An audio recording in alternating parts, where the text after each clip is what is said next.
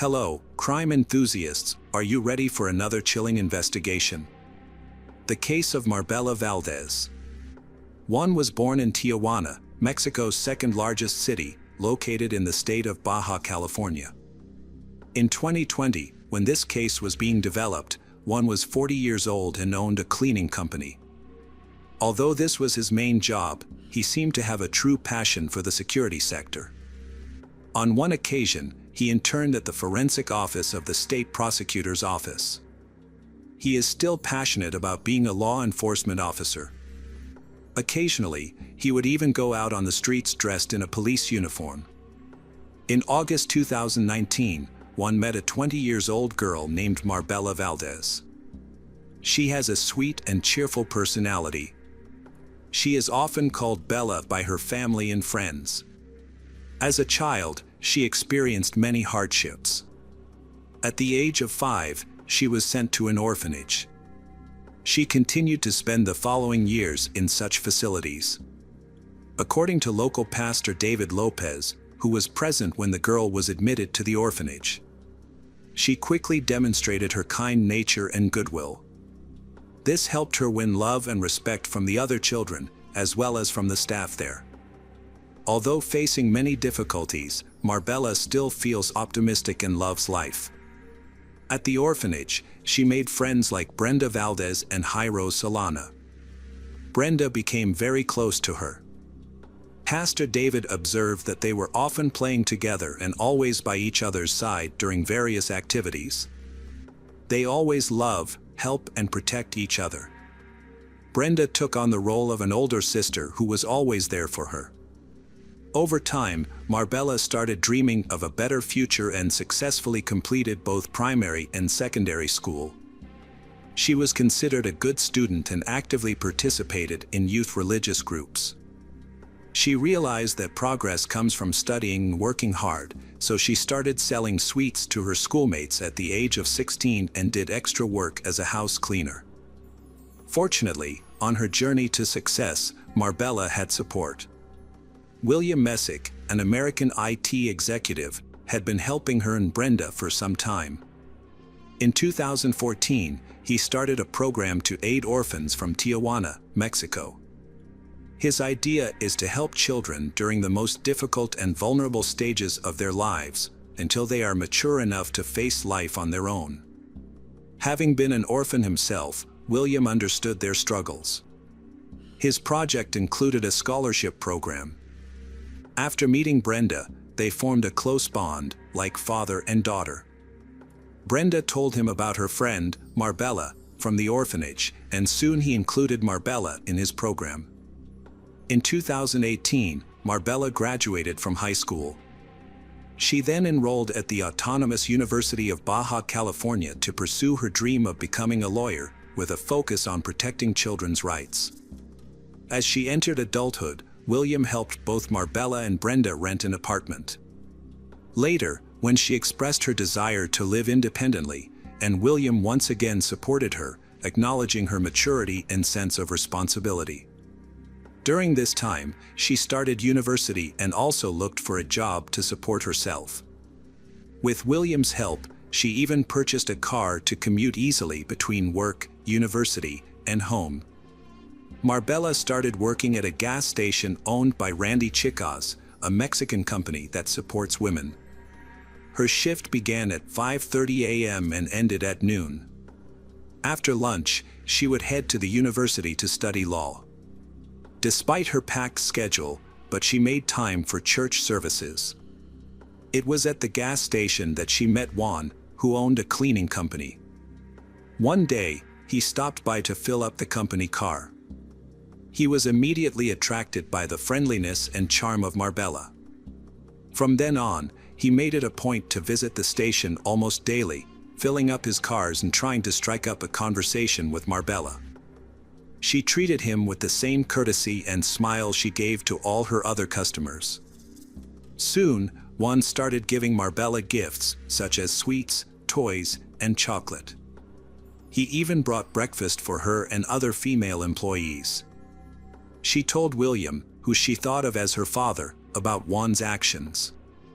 William warned Marbella to be careful since Juan was much older. However, she said she wasn't interested in Juan. For she, a 20-year-old girl, the attention of an older person like Juan seemed funny and even ridiculous. Her colleagues also found the situation funny. Everyone considered Juan to be a friendly and respectable person, not a threat to young girls. Marbella made it clear she wasn't interested in Juan and often turned down his invitations to meet. Juan didn't take these rejections well, and his behavior started to change. Marbella noticed that Juan would often follow her after her shift at the gas station. He seemed to always know her whereabouts and would appear, asking her to go with him. There were times when she suspected he of following her home. She mentioned this strange behavior to her colleagues. On Wednesday, February 5, 2020, Marbella failed to show up for work at the gas station and did not contact anyone to explain her absence. Marbella and her friend Brenda, although not living together, would meet up several times a week. Brenda had a young son whom Marbella adored and visited often.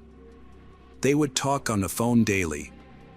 Brenda, who worked the night shift, would usually call Marbella every morning after returning home. That Wednesday, Brenda and Marbella didn't talk as usual.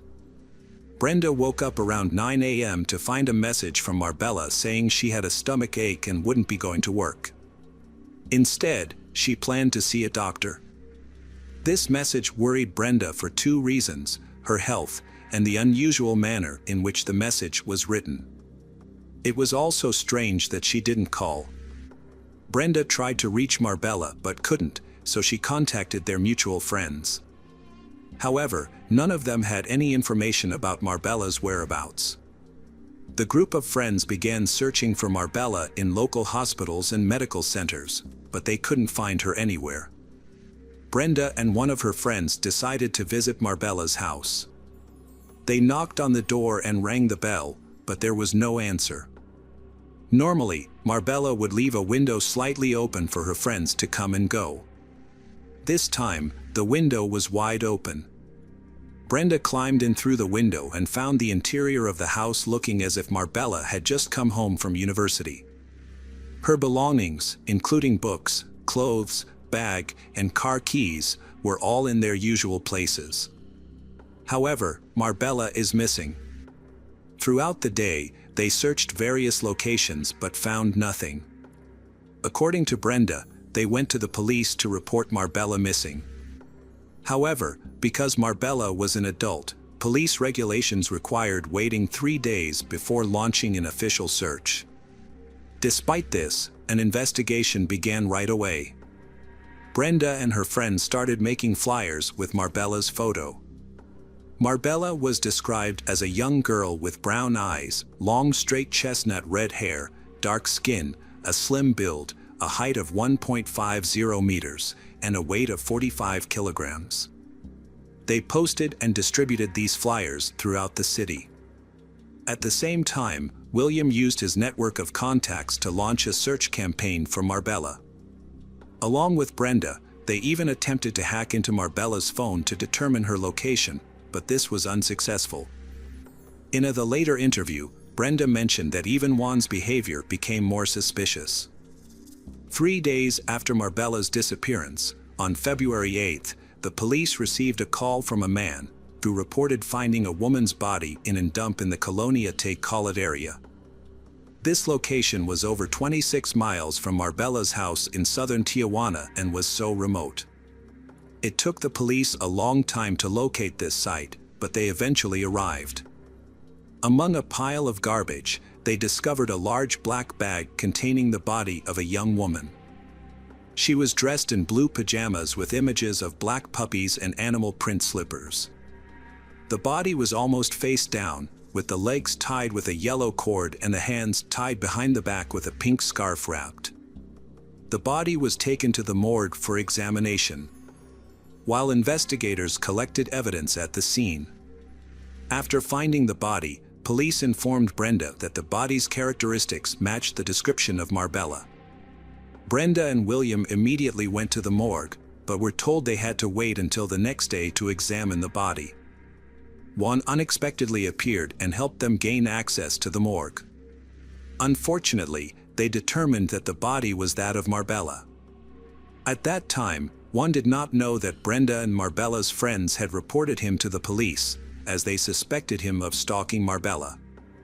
The police requested permission from Marbella's family to carry out a forensic examination and conduct other investigations to collect evidence. The examination of Marbella's remains took about 5 days. Mourning began on February 13, 2020, and continued until February 14. Juan attended the wake and funeral, he wearing a T-shirt with her image. This made her friends extremely angry. Despite their anger, they remained silent, follow the instructions of the authorities so that he does not become suspicious, as they feared he might escape before sufficient evidence was collected for his arrest. At Marbella's funeral, Jose Ruiz, a close friend of hers, spotted an individual with scratches on his neck. This man behaved strangely, repeatedly approaching the coffin, threatening people with a knife, and offered to carry flowers to the cemetery in his car. Meanwhile, police are still trying their best to investigate Marbella's death.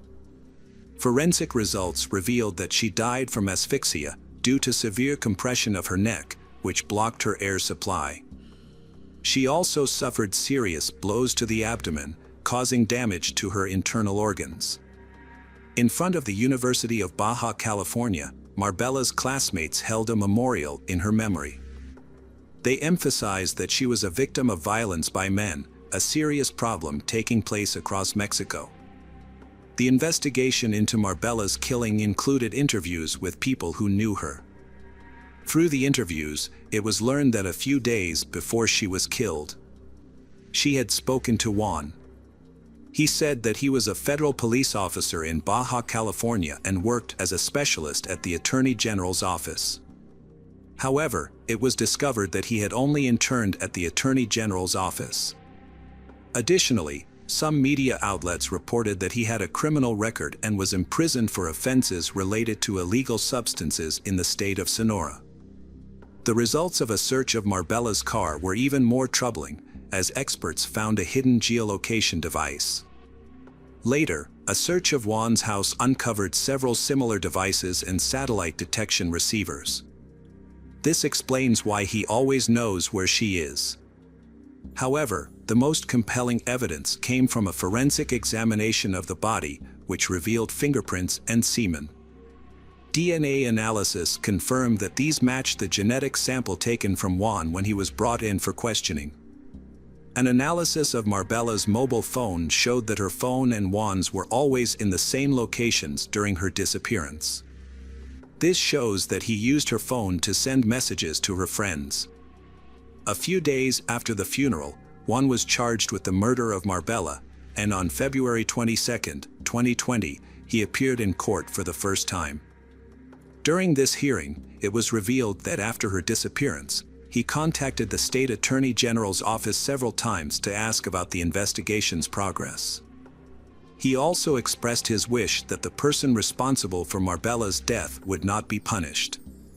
The authorities stated that Juan had always been the main suspect in the case, due to previous reported incidents of harassment. It was said that he was obsessed with Marbella, even though he had known her for only 5 months. Since then, he had been under police surveillance. According to the investigation, he allegedly entered her house and kidnapped her. The incident occurred between February 5 and 8 in the Sai Kotlef Aliman neighborhood, where Juan lived. There he kept she, exerting physical and sexual violence, which caused injuries to her face, stomach, and genitals, ultimately leading to her death. The conclusion in the case was that Marbella died of lack of oxygen, caused by compression of the neck, which blocked the airway and blood vessels. She also sustained severe bruising to her abdomen, causing damage to internal organs. Juan's DNA matched semen found in Marbella's body, and a considerable amount of tissue was found under her fingernails, indicating a struggle. During the hearing, mobile phone tracking data revealed that Juan and Marbella's phones were together starting from the morning of February 5. The body was discovered at Marbella's home. Another important clue is that their phones were also together on February 2nd. This was also the day Marbella reported her house and car keys missing. On February 27th, at a hearing in the Superior Court of Tijuana, Judge Daniel Aguilar Patina concluded there is enough evidence to accuse Juan of killing Marbella. The judge highlighted that Juan deliberately misled everyone about Marbella's whereabouts, pretending to be worried in front of her family and at the gas station while he actually knew what was going on. He was temporarily detained in MIAs, but maintained his innocence regarding. His trial occurred from September 14 to 29, 2022. Over 2 years after the incident, forensic evidence and testimony from people close to Marbella were presented. It was discovered that on the morning Marbella went missing, a colleague had called her, noting that she had not been to the gas station. She only managed to say she was unwell before the connection was broken. Her friends described her as a wonderful person and identified Juan as a harasser. She never believed she was in danger, so she didn't file an official complaint against Juan, she thinking he would lose interest after her repeated rejections.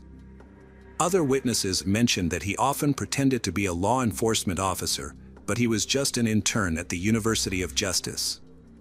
After reviewing all the evidence and listening to the testimonies, Judge Marta Elvia Luna Vargas declared that Juan committed the horrendous crime, he that took Marbella's life.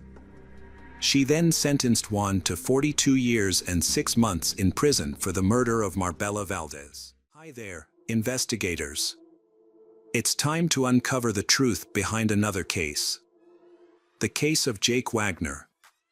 Hannah Mae Roden, 13, and Edward Jake Wagner, 18, met at a dance and quickly became lovers.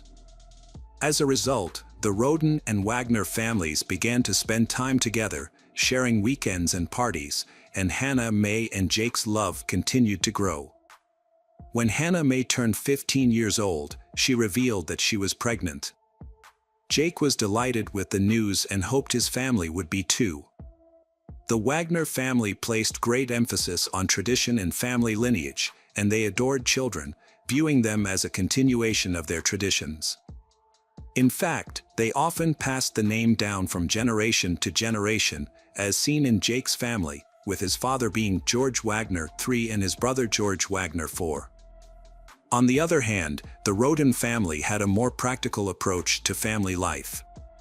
Even though they were divorced, Christopher Roden Sr. and Dana Roden remained close and devoted to their 3 children, prioritizing their happiness above all else.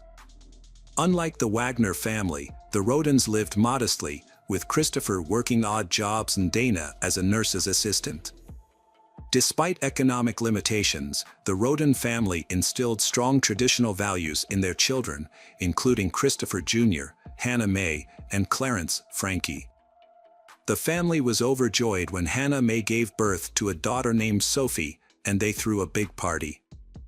However, when Jake asked Hannah Mae to move in with him and his family, she refused. She became increasingly wary of Jake due to his increasingly controlling and aggressive behavior.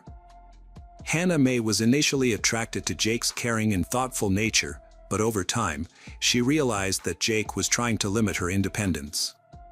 Jake's aggression repeatedly caused Hannah Mae's feelings for him to cool. Her refusal to move in with Jake created tension with him. Jake believed that Hannah Mae was preventing Sophie from growing up in a safe and healthy environment. Despite Hannah Mae's denials, Jake became increasingly controlling. Hannah Mae finally ended the relationship in March 2015, tired of Jake's aggressive behavior. At that point, the Wagner family wanted sole custody of Sophie. Jake had to put in a lot of effort to convince Hannah Mae to sign over custody of the children to him and his brother. However, Hannah Mae refused. In a heated exchange, Jake angrily sent a text message saying that if necessary, he would use force to gain custody of Sophie. This revelation confirmed the Wagner family's willingness to use coercion and intimidation to achieve their goals. To protect herself and her daughter from this unscrupulous family, Hannah decided to distance herself and raise her child alone.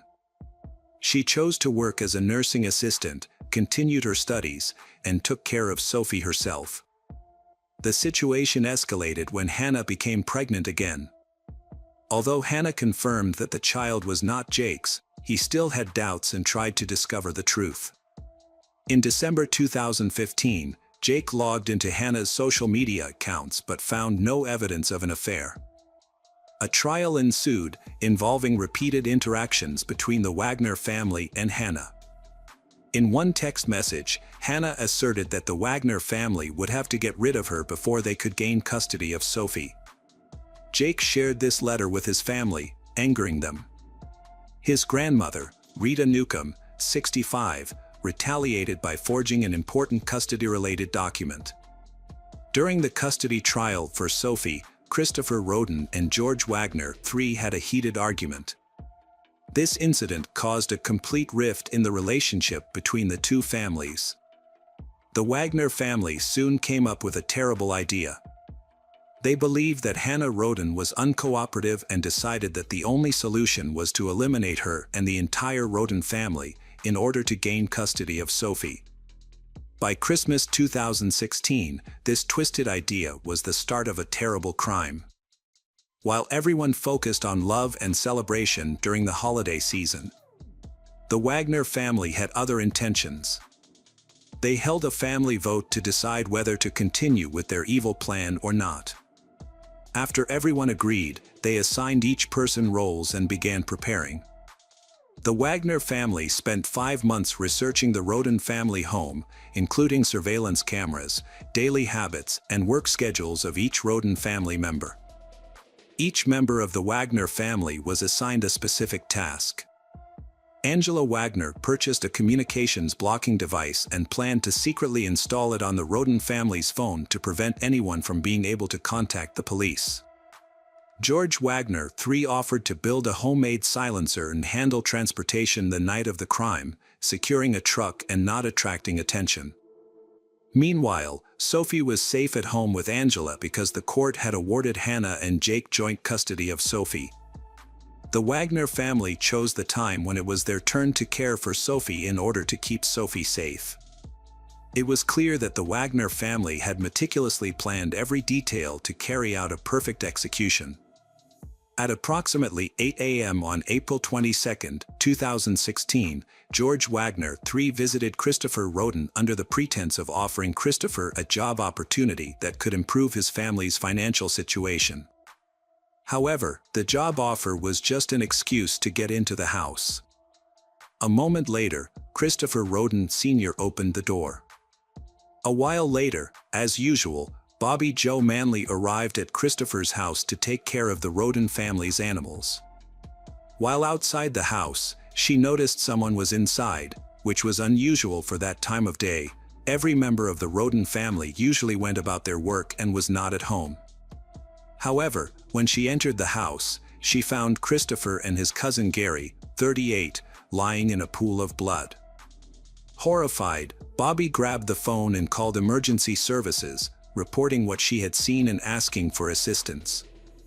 Still shaking, Bobby went to other relatives' houses and knocked loudly on one of their doors.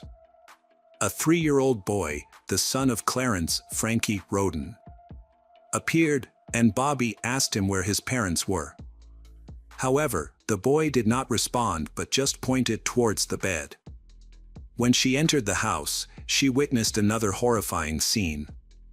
Clarence and his wife, Hannah Hazel, lay motionless. Lying between them was their 6-month-old baby, still alive but covered in the blood of Clarence and Hannah Hazel. After Bobby's 911 call, police quickly arrived on the scene. As the officers approached the Roden property, a neighbor intervened, sensing worried. He requested that the officers check 2 additional addresses of family members. His concern was justified, as police found bloodied bodies in the 3rd house. The victims were identified as Dana, 19-year-old Hannah Mae, and 16-year-old Christopher Jr. The attackers had spared Hannah's youngest child, a baby girl only a few days old. Later, another victim was discovered, 44-year-old Kenneth, the elder Roden's brother, who lived a 15-minute walk from the others. By 2 p.m., 8 victims had been identified: Christopher Sr., Dana, Clarence, Hannah Hazel, Christopher Jr., Hannah Mae, Kenneth, and Gary. The only survivors were young children, a 3-year-old, a 6-month-old and a 4-day-old newborn, along with 2-year-old Sophie, who was at the Wagner home at the time of the incident.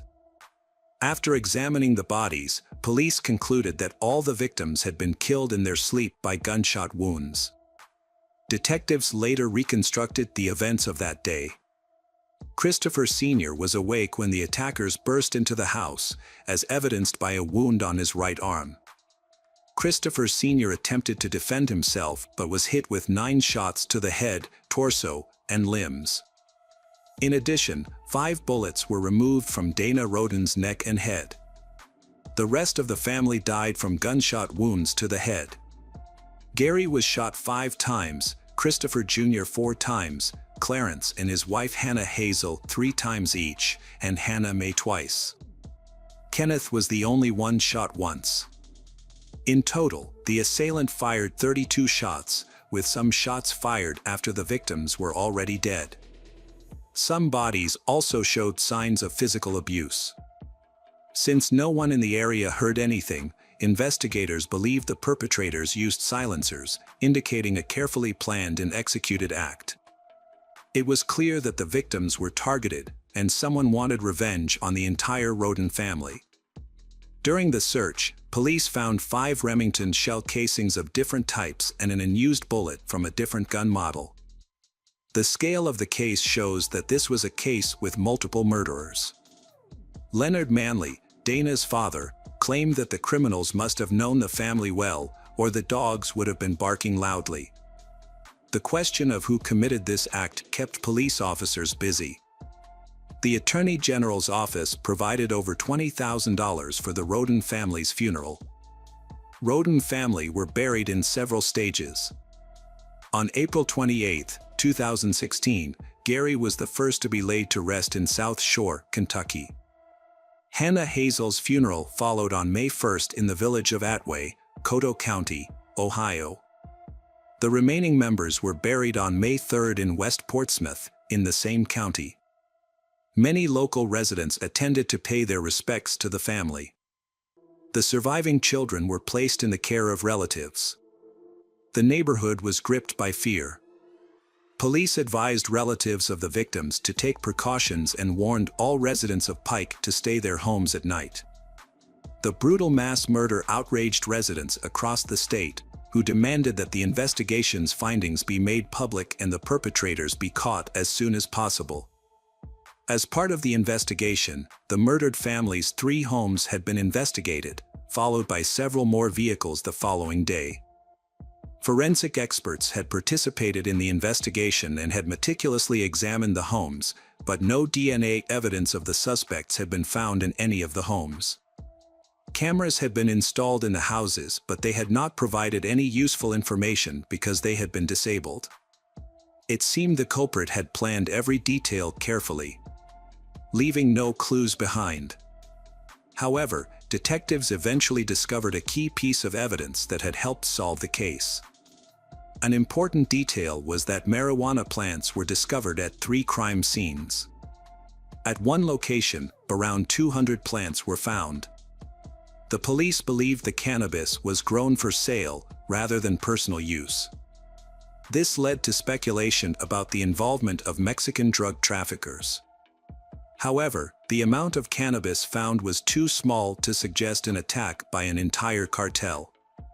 In January 2017, a close relative of the Roden family was arrested for drug trafficking.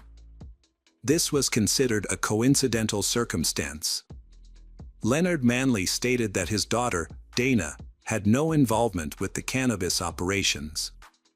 Some family members confirmed that the older brothers, Christopher and Kenneth Roden, grew marijuana, but they were unaware of any large-scale cultivation. Specialized equipment for breeding chickens for fighting, as well as cages with roosters, were found at the Roden's house. However, it soon became clear that illegal cockfighting was not the cause of the homicides either. Months went by without uncovering the true motive behind the crime. On April 13, 2017, local authorities announced they lacked sufficient evidence to make any arrests. Nevertheless, prosecutor Rob Yum stated the investigation was ongoing, suggesting they had some leads they were not yet ready to disclose. Another year had passed since the mass crime occurred, and its second memorial service went largely unnoticed. There was no coverage in the local press, and neither the sheriff or the prosecutor attended the memorial service. This led the community to believe that the investigation had stalled. However, on May 12, 2017, a special weapons and tactics team unexpectedly raided a home in Pike County, about 10 miles from the crime scene.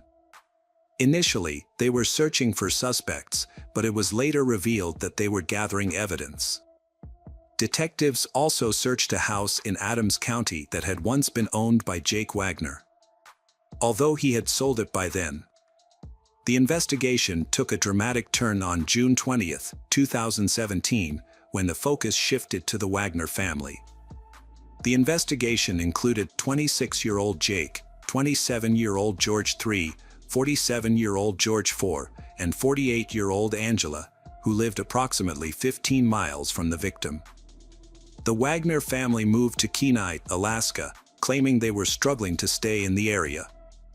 The Wagner family expressed their love for the Roden family, saying their deaths had devastated the Wagner family.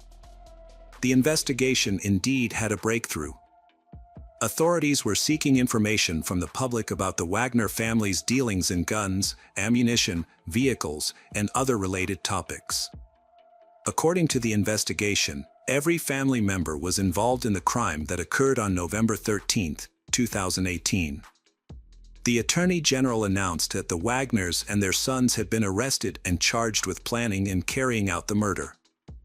Rita Newcomb, the 65-year-old mother of Angela, and Frida Wagner, the mother of George Wagner III, had also been arrested for perjury and obstruction of justice.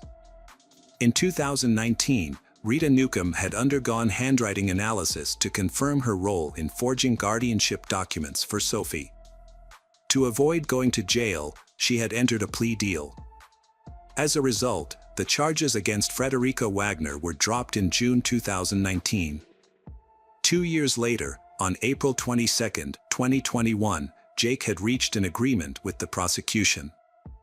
In exchange for revealing details of the crime, all family members would receive life sentences instead of the death penalty. Jake had admitted to killing 5 of the 8 individuals and had received 23 criminal charges, including 8 felonies.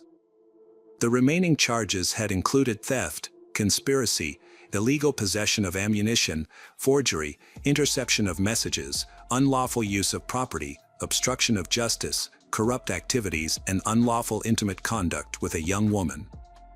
Jake had explained that he saw eliminating Hannah May as the only way to ensure custody of his daughter. He believed that if he did not kill the entire Roden family, they would seek revenge and refuse to give custody of Sophie to him. Angela was next to face trial on September 10th. She pleaded guilty to conspiracy, aggravated robbery, and tampering with evidence. In exchange for her testimony against the other defendants, the murder charge was dropped. Angela received a sentence of 30 years in prison. The trial of George Wagner IV had begun on August 28, 2022. Although he denied any involvement in the crime, the prosecution presented evidence of his participation in the planning, execution, and cover-up. Ultimately, George IV was found guilty on 22 counts and was sentenced to life in prison without the possibility of parole. George III's trial was scheduled for February 2024. Despite the convictions of his family members, he maintained his innocence. The once harmonious family's descent into madness was baffling, and their actions were unforgivable. The actions of the Wagner family left 3 children orphaned, depriving them of the love of their parents, relatives, and a peaceful life. One couldn't help but wonder what Sophie would be like when she grew up and realized what had happened. Welcome back, detectives. Let's dive into another horrible case. The case of Kelly Cochran. Christopher Reagan was born and raised in Detroit, Michigan, where he spent his early years. At the age of 20, he decided to serve his country and joined the military. Christopher committed himself to protecting the peace and safety of his fellow citizens. Christopher was stationed at a military base near Marquette, where he met Terry O'Donnell, a young teacher from Iron River. They lived in the same area and would often see each other around town as they spent more time together. They remained close friends for many years, but Christopher eventually decided to leave the military and move to Traverse City. Despite the distance between them, they continued to communicate regularly, and in December 2012, Christopher asked Terry to take their relationship to the next level. Terry and Christopher have known each other for many years. They find they have a lot in common. They decide to live together. Terry and Christopher choose Iron River as the perfect place for them to settle down.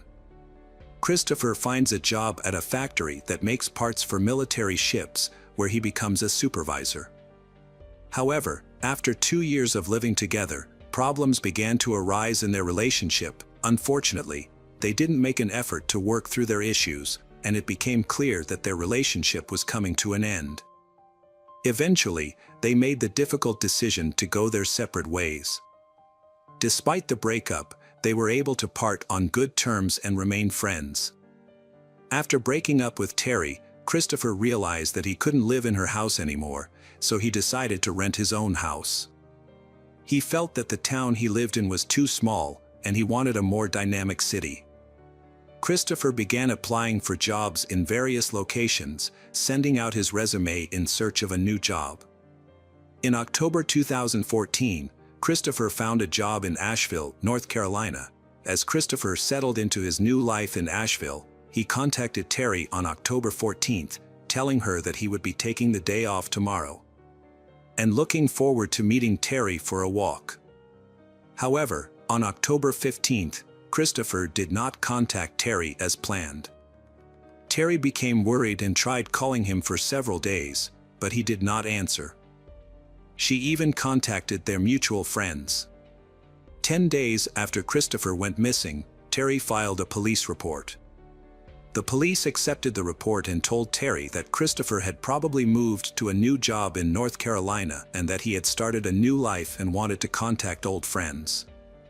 To avoid speculation, investigators conducted a thorough investigation. They identified Christopher's new workplace and contacted an employee to gather information. However, surprisingly, they found out that Christopher had not shown up to work in 10 days. The police then suspected that he might have been involved in an accident, given his frequent solo outdoor trips. The search for Christopher led investigators to the local woods, where he was known to frequent.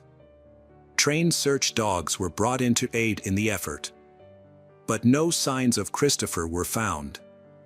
Terry, concerned that Christopher may have been injured or in an accident, suggested searching his former apartment.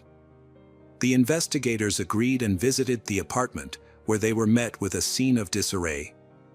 Clothes and belongings were scattered across the floor, and closets were left open.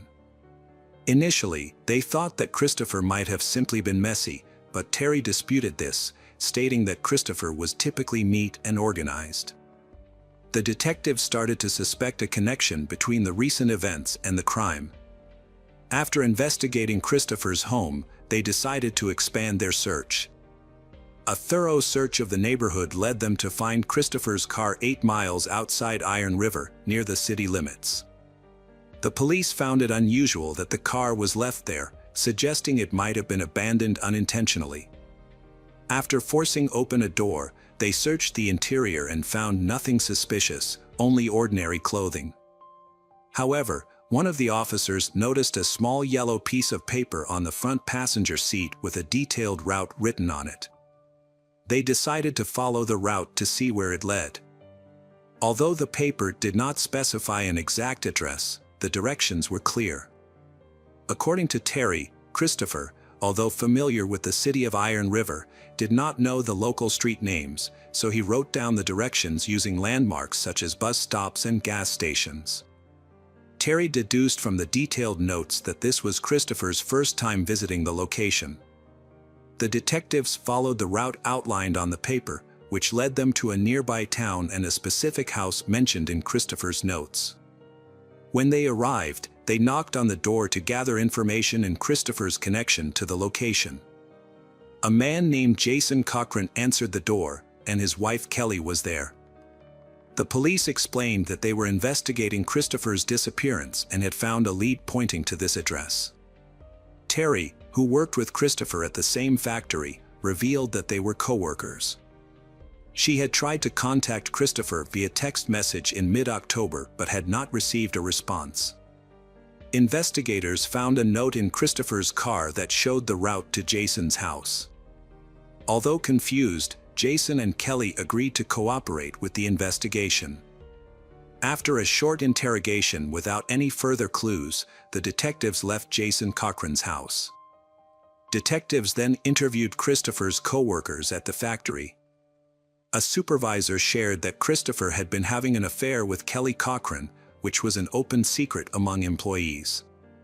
This revelation sparked interest, leading investigators to re-question the Jason and Kelly. During re-interrogation, Kelly confessed to her relationship with Christopher.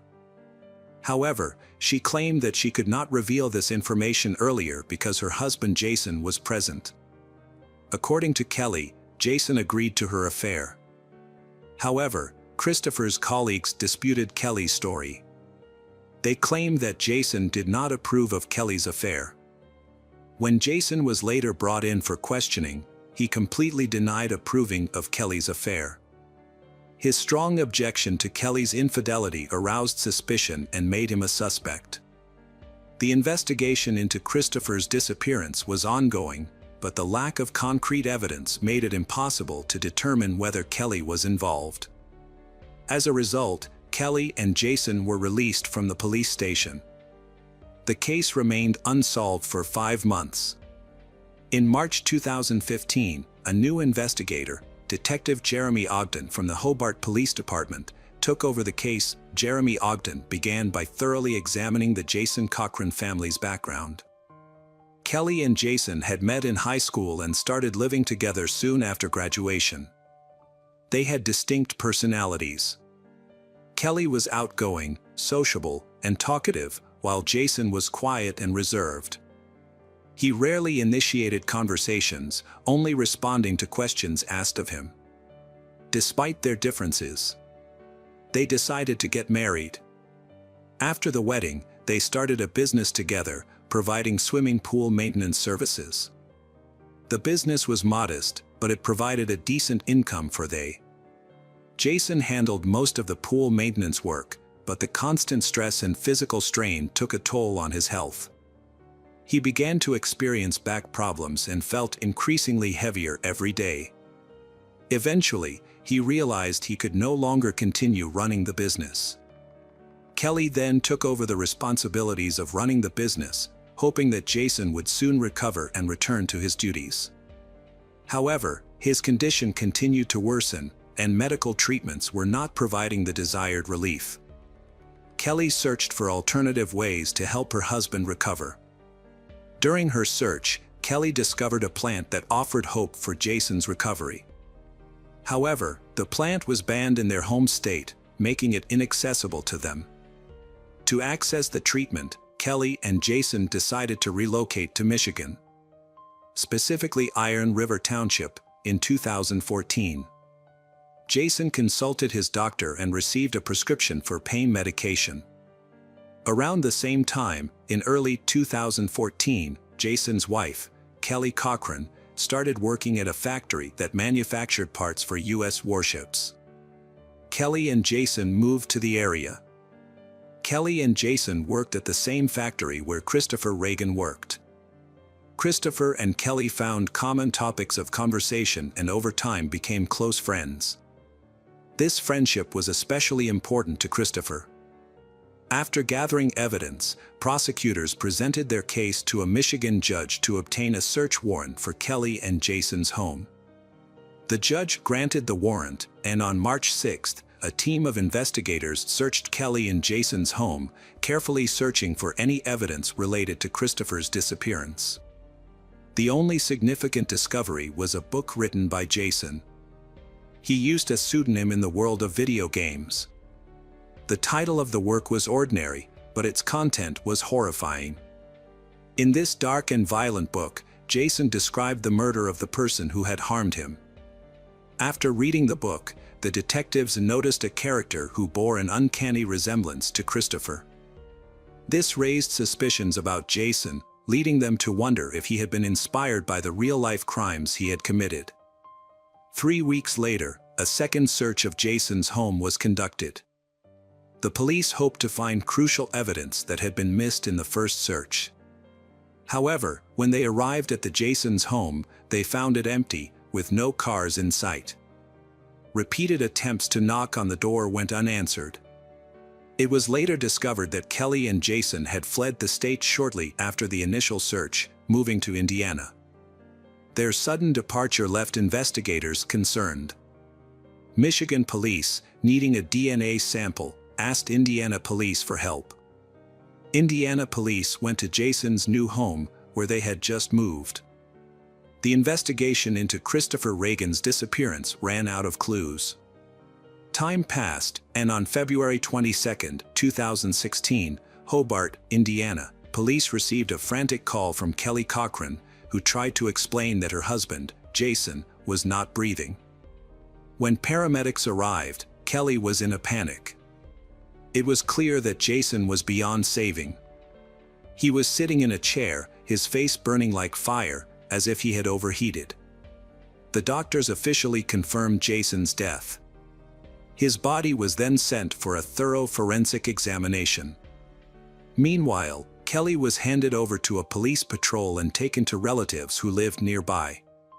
To piece together what happened, investigators thoroughly searched the Jason's new home. During the search, a police officer found a syringe at the foot of Jason in his wife's bed. Initially, investigators believed Jason's death was due to substance abuse. The medical examiner's report showed that Jason had multiple drugs in his system, but Jason's death was due to strangulation, confirmed by bruises on his neck and face. The focus of the investigation then shifted to Kelly Cochran, who appeared to be connected to both crimes. She was now considered the prime suspect in not only Christopher's disappearance but also her husband's murder. On February 23, 2016, Kelly Cochran was summoned to the police station to answer questions about her husband's death. Under direct questioning and pressure from investigators, Kelly denied any involvement in her husband's death and Christopher's disappearance. She claimed that Jason's death was due to a drug overdose. Months later, investigators still lacked concrete evidence to convict Kelly.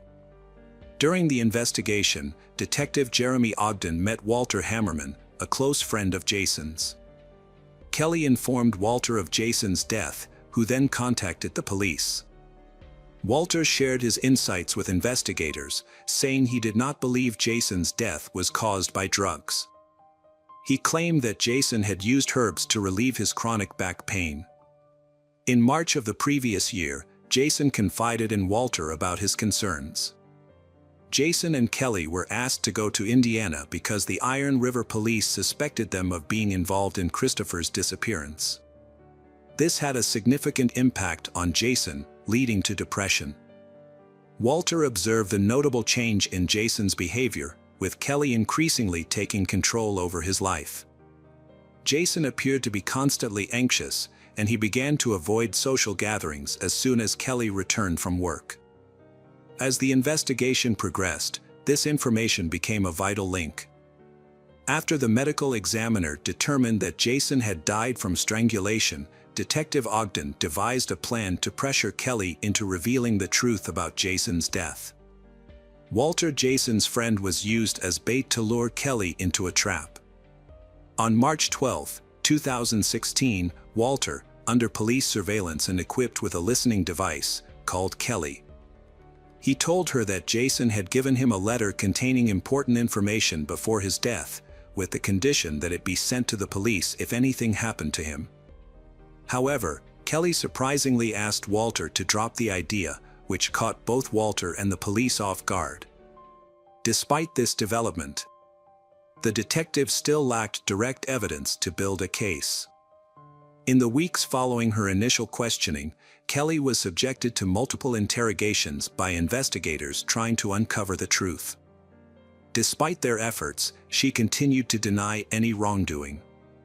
However, on April 26, 2016, it became apparent that Kelly Cochran had evaded the scrutiny of investigators and was on the loose. Detectives joined forces with police officers from Iron River and Hobart to launch a federal manhunt for Kelly Cochran.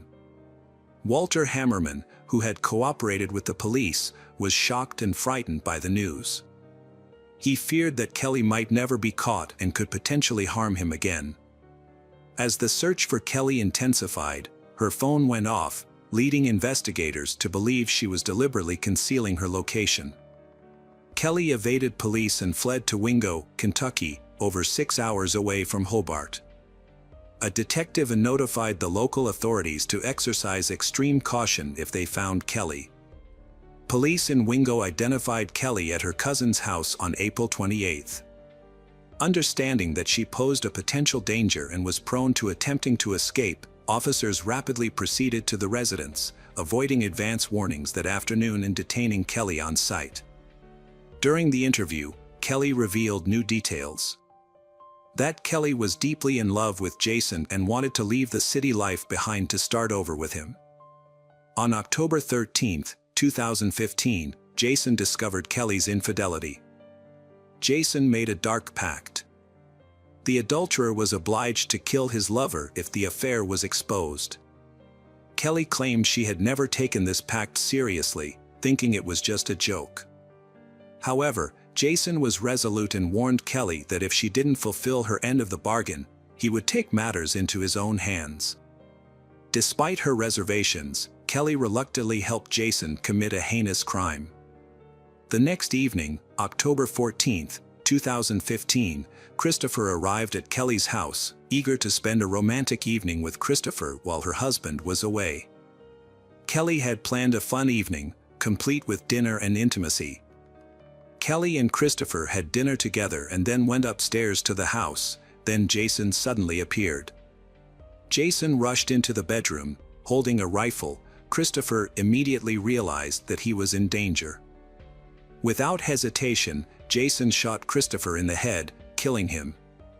Jason and Kelly then dragged the body down to the basement, where they began to dismember it with a hacksaw. Jason and Kelly cut Christopher's limbs and head off his body and placed the remains in several garbage bags. They then dumped the bags in the woods near Crystal Falls. To avoid suspicion, they drove Christopher's car away from the house. Kelly and Jason thoroughly cleaned the house to remove any evidence of the crime. Kelly was consumed by a deep-seated anger towards her husband, whom she blamed for ruining her chance at happiness with he she truly loved, Christopher. She couldn't forgive her husband for depriving her of the opportunity to be with him, and the pain and loss she felt lingered every day. Kelly's resentment towards her husband eventually turned to hatred, and she knew she could no longer live peacefully with him. An opportunity for revenge presented itself on February 22, 2016, when her husband complained of back pain.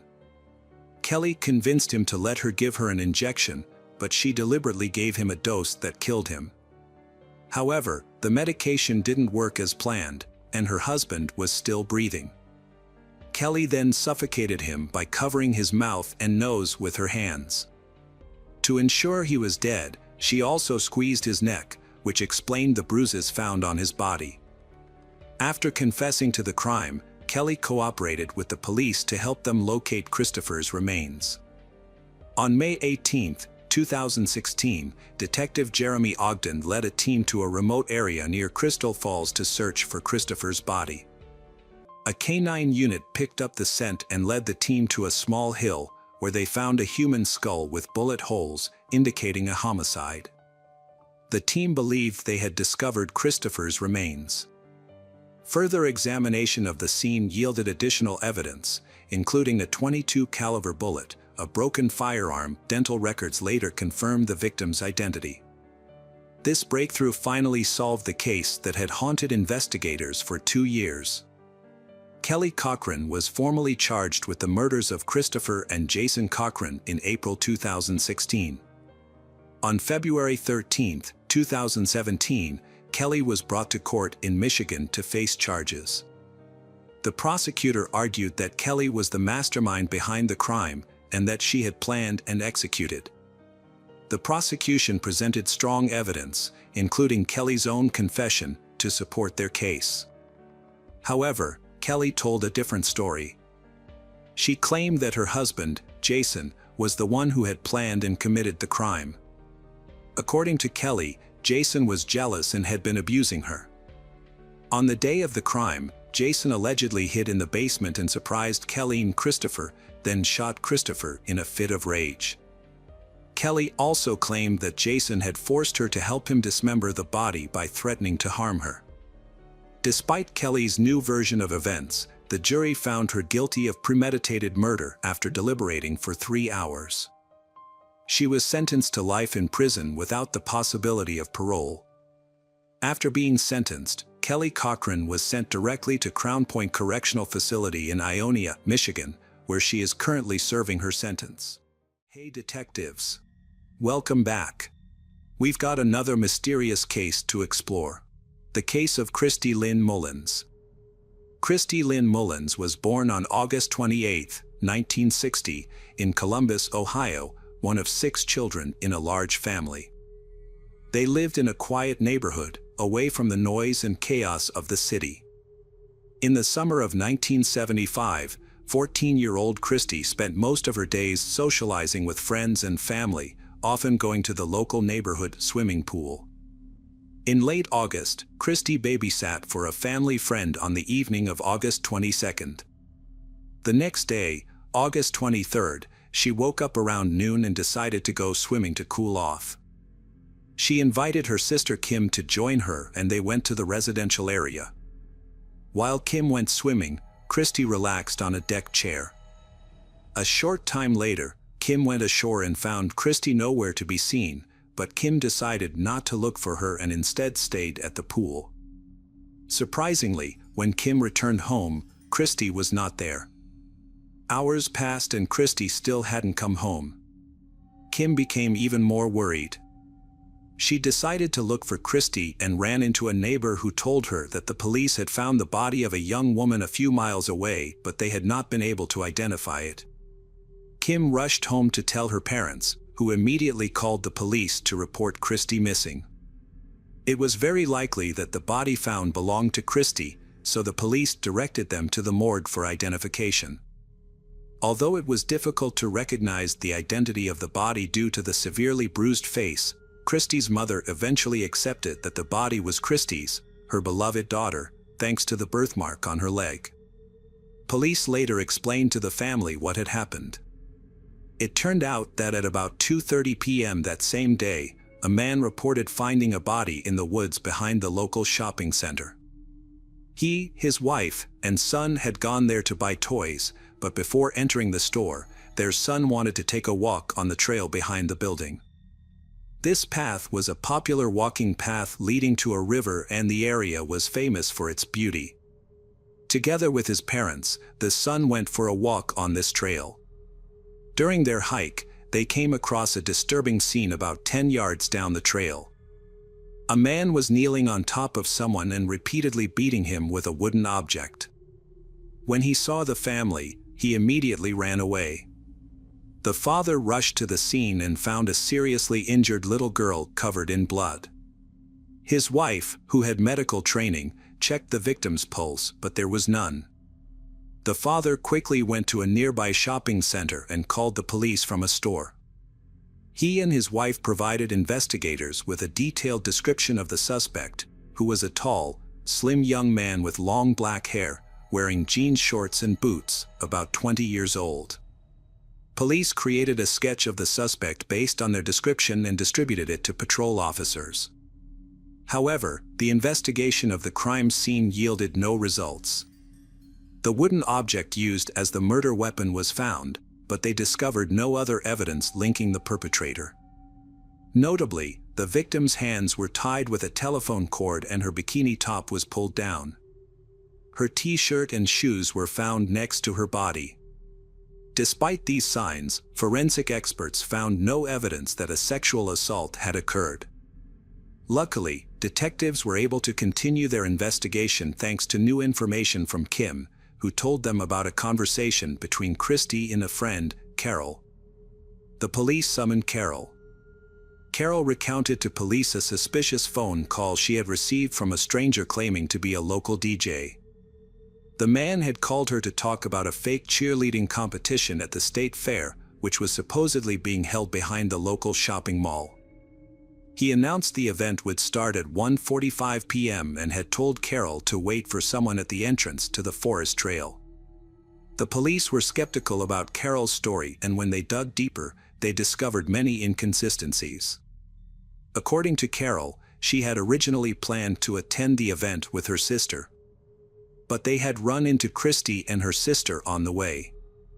Carol then invited Christy to join her and they left their sisters behind to go to the mall. However, when they arrived at the entrance to the woods, no one appeared and Carol claimed that she had gone to the shopping center to ask for the time. When she turned around, Christy was gone.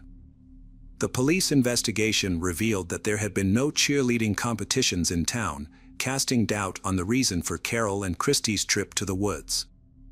Police suspected that the mysterious phone call might have been a ruse to lure Carol into the woods, but they were unable to trace the call to identify the caller. Further investigation revealed discrepancies in Carol's story.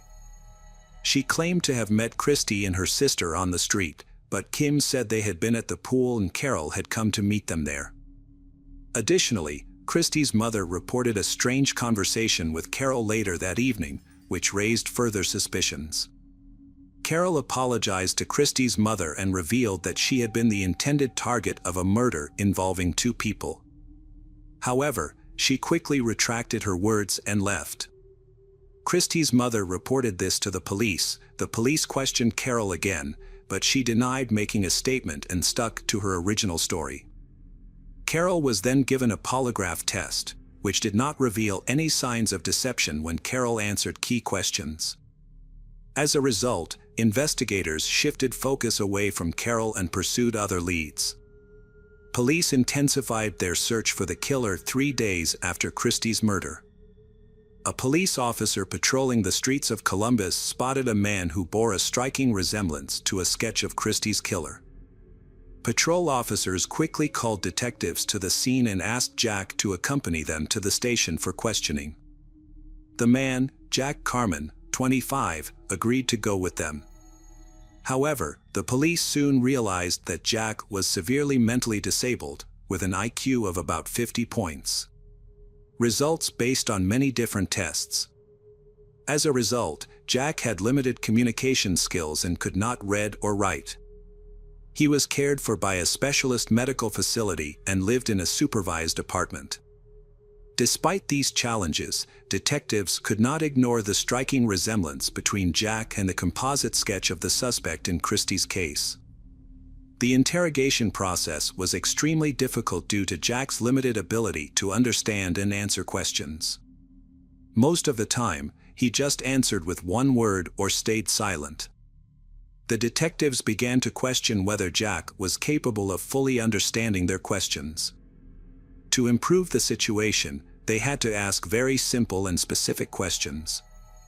After 6 hours of questioning, detectives were finally starting to get results. They were finally able to extract a confession from Jack. According to his testimony, on the day in question he had left his apartment, taken the bus to the shopping center and bought a shirt and pants. As Jack walked through the parking lot, he saw Christy sitting on a fence near the entrance to a wooded trail. He approached her, tied her up by tying her hands, and then dragged her into the woods where he carried out the assault. After the attack, Christie tried to run away, but Jack quickly caught up with her. He picked up a nearby piece of wood and repeatedly hit her in the head. Jack then ran to the main road in front of the shopping center and boarded the bus. The next day, police took Jack to the forest where he allegedly committed the crime. There, he pointed out the exact spot and provided specific details that only the perpetrator would know, including the fact that the piece of wood used to strike the victim broke in half. Investigators also verified the testimony, asking the couple who found Christie to identify the person they had seen on the day of the incident. Both identified the man they had seen as Jack. As a result, Jack was charged with multiple offenses, including assault and murder. The prosecution chose to include it in the charges. The prosecutor initially sought the death penalty, but Jack's lawyer negotiated a deal. In exchange for a life sentence, Jack would plead guilty before the judge, thereby avoiding execution. The case moved swiftly, with thousands of people following. Just 11 days after the murder, on September 3rd, Jack was sentenced to life in prison. However, after the trial, public opinion began to shift, and many people started to question Jack's guilt. As more details about his confession and his background emerged in the media, people began to wonder whether he was truly capable of committing such a heinous crime. Those who knew Jack found it hard to believe that he was capable of the crime. He was a passive, timid, and compliant person who would agree to anything if pushed hard enough. In the past, he had even taken the blame for something he didn't do, like the time he claimed responsibility for breaking a boiler at a charity center, when in fact someone else was to blame. This behavior raised doubts about his ability to make a genuine confession to the crime. His supporters felt that the police must have manipulated him into confessing by feeding him information and asking pressured questions. For instance, if the police asked him if he hit the victim with a piece of wood, and he answered yes, they could use that as a confession. However, this approach can be unreliable, especially considering Jack's tendency to confess to anything when under threat. Even the mention of the electric chair was enough to make him agree to whatever the detectives wanted. Furthermore, the police took Jack to the crime scene at the same time as the witnesses, a married couple who later identified him at the police station. This raised concerns that the witnesses had been biased, as they had already seen Jack and knew he was a suspect, despite the police's claims that they never crossed paths.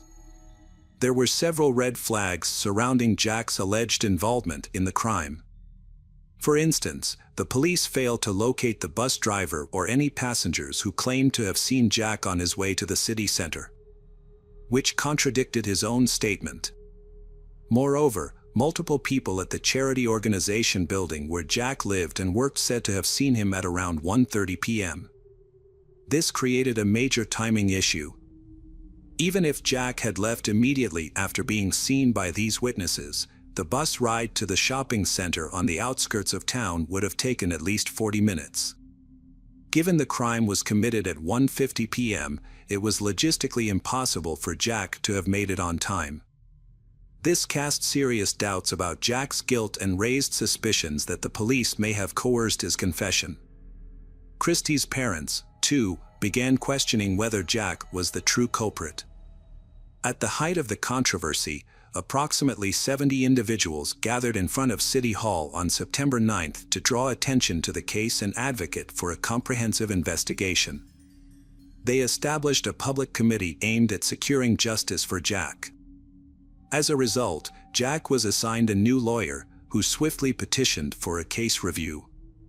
After several months, a judge dismissed Jack's original confession and ordered a new trial, putting the onus on the prosecution to establish his guilt from the beginning. This marked a daunting challenge for the prosecution, making their case almost unviable. Norman Mills, Christie's father, began his own investigation while preparations for the new trial were underway. Dissatisfied with the way the detectives had worked, Norman took matters into his own hands. Immediately after the murder, Norman and several neighbors searched the area where Christie was found. They discovered a bloody pair of jean shorts and men's underwear in the woods. They turned the items over to the police, who had initially missed them. It was unclear whether these items were related to the case or if they had been examined for evidence. Jack's new trial began in 1977, 2 years after the murder. The defense had two tasks: first and foremost, to prove Jack's innocence and also to try to identify the real killer. In fact, they already had a pretty strong candidate for the role, who they considered to be the prime suspect. The man who found Christ's body along with his wife was Henry Newell, who was 25 years old at the time of the murder. At the beginning of the trial, Jack's lawyers had amassed an impressive list of reasons to suspect Henry of murder, and during the trial, the list grew even longer. Initially, Henry attracted attention because of his criminal record. Beginning in his teenage years, he had been arrested multiple times for various crimes, serving 3 prison sentences. He had successfully escaped from prison twice before being captured and brought back. At the time of Jack's trial, he was serving his 4th sentence, this time for burning down a house to collect insurance money. Lawyers also reviewed evidence from Christ's case and found some very suspicious details in his testimony. Henry said he had found her body, ran over, and threw a bloody piece of wood aside. He explained this by saying that he was in a state of shock at the time. But acting like that still seemed odd. Why did he pick up the murder weapon and throw it from his body for no apparent reason? He also testified that he thought the girl was still alive, so he took off his shirt and pressed it to her face. This action also raised questions. Did he actually try to stop the bleeding, or was his shirt stained with blood during the murder, and he needed to justify it somehow? Jack's lawyer found a store clerk in the mall where Henry had run to call the police. She said he was not wearing a shirt but was wearing jean shorts, although by the time police arrived, he was wearing a different pair of pants. The employee also confirmed that Henry had a new bruise on his face, as if someone had hit him. When asked why she didn't immediately report this to the police, she said no one had asked her. The officers themselves should have noticed this bruising but ignored it. Henry also agreed to take a polygraph test, but he ended up vomiting right on the machine. Another witness was Henry's neighbor, who said that on the night of the murder, he had talked to Henry and noticed many new scratches on his hands. The man also mentioned seeing a telephone cord in Henry's garage that was the same color and shape as the cord used to tie the victim's hands. That's not all. The neighbor said that Henry had once told him a very strange story. He claimed to know Christ's 14-year-old friend Carol and that they had once swum naked together in the pool. This story shocked everyone involved in the case. It turned out that Henry was acquainted with Carol, who was also directly involved in the case. His wife, Pam, also testified in court, saying everything had happened exactly as they told police on the first day. They had gone to the mall, and their son wanted to go for a walk. They went into the woods and found the body.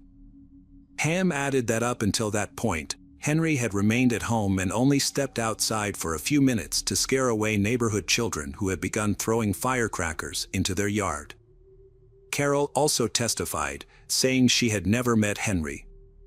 She was also asked about her intentions in telling Christ's mother that things should not have escalated to this point, but Carol again claimed she did not remember saying anything like that. Henry himself repeated his story without any changes and insisted that he had nothing to do with the crime. One of the most important moments of the trial was the showing of the entire recording of Jack's interrogation. After watching it, it became clear to everyone that Jack had simply been forced to confirm the detective's words that he had committed murder. Jack barely said anything and didn't seem to fully understand what the police wanted from him. But that was not the most important moment of the trial. On the 5th day, another unexpected witness appeared. It was Bobby, Henry's stepson, and his testimony truly shocked everyone following the case. Bobby revealed that that day, Henry had indeed gone out of the house to chase away the children who had thrown firecrackers into the yard. When Henry returned home, his shirt and sandals were missing, and Henry had scars on his hands and face. Bobby was told by his parents that they would be going to the shopping center, but when they arrived, they instead took him on a walk in the woods behind the center. Bobby claims he never asked to go for a walk, which contradicts what his parents initially said. During the walk, they found Henry's torn sandal and then Christy's body. Bobby's mother instructed him not to tell anyone about what he saw. At the trial, Bobby's grandmother testified about a disturbing comment made by Henry during Christy's farewell ceremony. After expressing her sadness about Christy's death, Henry replied, "It will teach her to keep her mouth shut." Another witness, Henry's friend, came forward and said that Henry had confessed to him that he accidentally killed Christy. Although the evidence clearly pointed to Henry's involvement, the prosecutor surprisingly announced that they would not pursue a case against Henry. The prosecutor also claimed that the initial investigation was handled correctly, despite acknowledging that the police missed or ignored many clues from the beginning. The public was outraged by this decision, leading the prosecutor to change his mind 2 days later and agree to reopen the investigation into Christy's death. Christy's father refused to give up on seeking justice and filed a civil lawsuit against Jack, but not because he believed Jack was involved in the murder. Rather, he hoped to gain access to the case files and gather more information. Unfortunately, this effort also proved unsuccessful. The case had remained stagnant until 2013, when Henry died of terminal cancer. Despite this, in the same year, former attorney John Aller became interested in the case and conducted his own investigation. He contacted all parties involved in gathering new information. Christy's relatives had provided John with a box of records that Christy's father had collected. After reviewing the records and talking to dozens of people, John believed that Henry was the culprit behind Christy's murder. John's investigation revealed that Carol had bought marijuana from Henry, which made him suspect that Henry was involved in the crime. This new discovery created a possible connection between Henry and Carol, which could explain why Carol brought Christy to the forest. One theory is that Carol planned to meet Henry in the forest to buy an illegal substance. It's possible that Carol invited Christy along, using the DJ story as a cover. A more sinister explanation suggests that Carol brought Christy to the forest at Henry's request, intending for him to harm her. However, Christy resisted, as evidenced by Henry's injuries, and he ultimately killed her. When John took over the case, Henry had passed away from cancer at the age of 63. However, John continued his work and released a book about Christy's murder. The release of the book sparked a new wave of interest, and Christy's relatives demanded that the investigation be reopened. Some of Henry's relatives also confirmed that Henry was the one who killed the girl. This led to the reopening of the murder investigation in May 2014. Detectives re-examined the evidence, interviewed dozens of people, and reassessed Henry's confession. They re-examined Christy's clothes and found traces of semen, but they were too small for DNA analysis. The investigation lasted until late 2015, when detectives announced that Henry was the one who had committed the crime. But because he had passed away, the case could not go to court. The investigation ended with the conclusion that Henry had left home, gone to the road behind the shopping center, seen Christy alone, and decided to assault her with a telephone cord, taking her deep into the woods. Henry had attacked Christy, injuring her. Then he killed her with a piece of wood. Returning home, Henry recounted the incident to his wife, and the two began to make plans to avoid punishment. For many years afterward, Carol never revealed the truth. Police later apologized to Christy's family for their careless handling of the incident. Hello, crime enthusiasts. Are you ready for another chilling investigation? The case of Debbie Lynn Randall. Debbie Lynn Randall was born on August 21, 1962, in Marietta, Georgia, to a loving family with two older brothers. Her parents divorced when she was young. Her mother later married a man named Roy, who became Debbie's stepfather. The family lived in a small apartment building. Debbie was a cheerful and sociable child. On the evening of January 13, 1972, after dinner with her family, Debbie went to the laundromat to supervise the laundry. Debbie's home was just a short distance from the laundromat, so her mother wasn't overly concerned about her safety when she was sent to do the laundry. The original plan was for Debbie to go with her brother, but he was feeling unwell, so Debbie's mother sent her husband to pick up the laundry and Debbie went with her stepfather, holding a box of laundry detergent. At the laundromat, Roy put the clothes in 2 washing machines and left, leaving Debbie waiting for the cycle to finish. After the wash, Debbie had to walk home and ask someone to pick up her clean clothes because she couldn't carry them herself. However, when the laundry should have been finished and Debbie still hadn't returned, her mother began to feel uneasy. It was getting dark outside, so she and her husband decided to walk to the laundromat to look for Debbie, but she was nowhere to be found. The employee informed them that Debbie had left the laundromat some time ago and had not returned.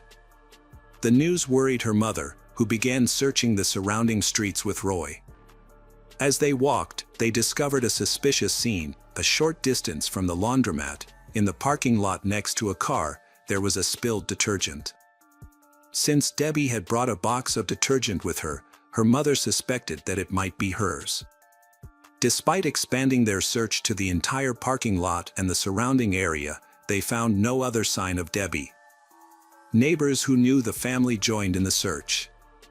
Debbie's mother decided to call the police for help. The police investigated the parking lot and discovered their first clue: spilled laundry detergent just inches from a parked car, and on the car door, they found several clear fingerprints. The police found fresh fingerprints on the car that were located lower than the handle, which seemed unusual. They suspected that an unknown person might have grabbed the girl while touching the car at this spot. The officers collected the fingerprints and sent them to forensic experts for analysis. They also started searching for the car's owner to confirm whether the fingerprints belonged to them. With no other leads, the police began a thorough search of the area, looking for new clues or witnesses. The laundry worker reported that she did not see anything suspicious. Debbie had waited for the laundry to finish, then left the building with the detergent box. It is possible that she went home to ask someone to pick up her clothes. Police discovered the first key witness, 12-year-old Sandra, who said that as she and her friend walked to a laundromat to drop off dirty clothes, they saw a man grab a girl on the street, drag her to his car parked near the laundromat, and drive away quickly while she screamed for help. Sandra and her friend were lucky to avoid the man's car. Debbie screamed in a car, but he did not slow down. At the time, Sandra did not consider what she saw to be a kidnapping. She assumed the man was a family member who had come to pick Debbie up, possibly against her will. So Sandra did not report the incident to the authorities or tell any adults about it. After learning about Debbie's disappearance, Sandra provided essential details to investigators. She described the abductor's vehicle as a dark-colored, likely 1957 model pickup truck. She also described the man as young, white, with thick dark hair, wearing a white t-shirt, jeans, and black work boots. Another key witness, a girl who lived in the same building as Debbie, shared her observations. She saw a dark-colored pickup truck drive past the apartment building on the evening in question. The girl initially thought the driver of the car was her uncle, but when he stopped in front of her and looked at her, she realized it was someone else.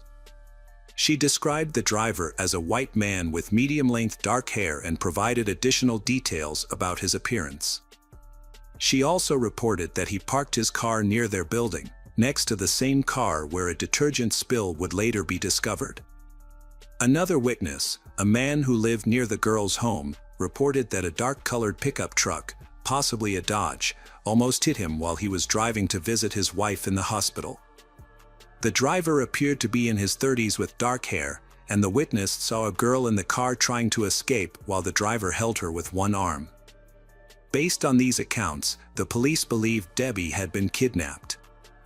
They circulated the suspect's vehicle to all patrol units and created a composite sketch of the driver based on descriptions from witnesses. Some officers searched for similar vehicles and checked their owners, while others conducted a wide-ranging search for the girl. As the days passed, more volunteers and police from surrounding towns joined the search.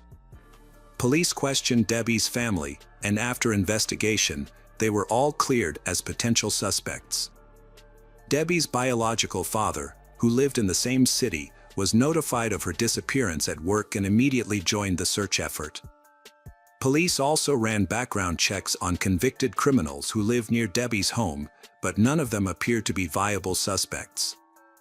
The search for Debbie continued for over 2 weeks without any significant leads. It wasn't until January 29th, when a group of students joined the search teams, that a breakthrough occurred. The students were sent to search a wooded area several miles from Debbie's house. After nearly 5 hours of searching, one of the students noticed a set of tracks on the ground that led from the trail into the forest, suggesting that something had been dragged into the woods. As they followed the trail about 150 feet into the woods, they discovered a human body and immediately contacted the police. Upon further inspection, they quickly identified the body as Debbie Randall. She was wearing the same outfit her mother had described on the day she went missing. However, her shoes were missing. The medical examination of the Debbie's body revealed that she had been strangled to death and had also been sexually assaulted. A single dark hair was found on her body, which was likely to belong to the killer. Although DNA analysis was not available at the time, experts were able to examine the hair under a microscope and estimate that it came from a man between the ages of 18 and 30. The investigation then focused on the victim's clothing, which was covered in soil. Police enlisted the help of a geologist to analyze the soil, along with a forensic team.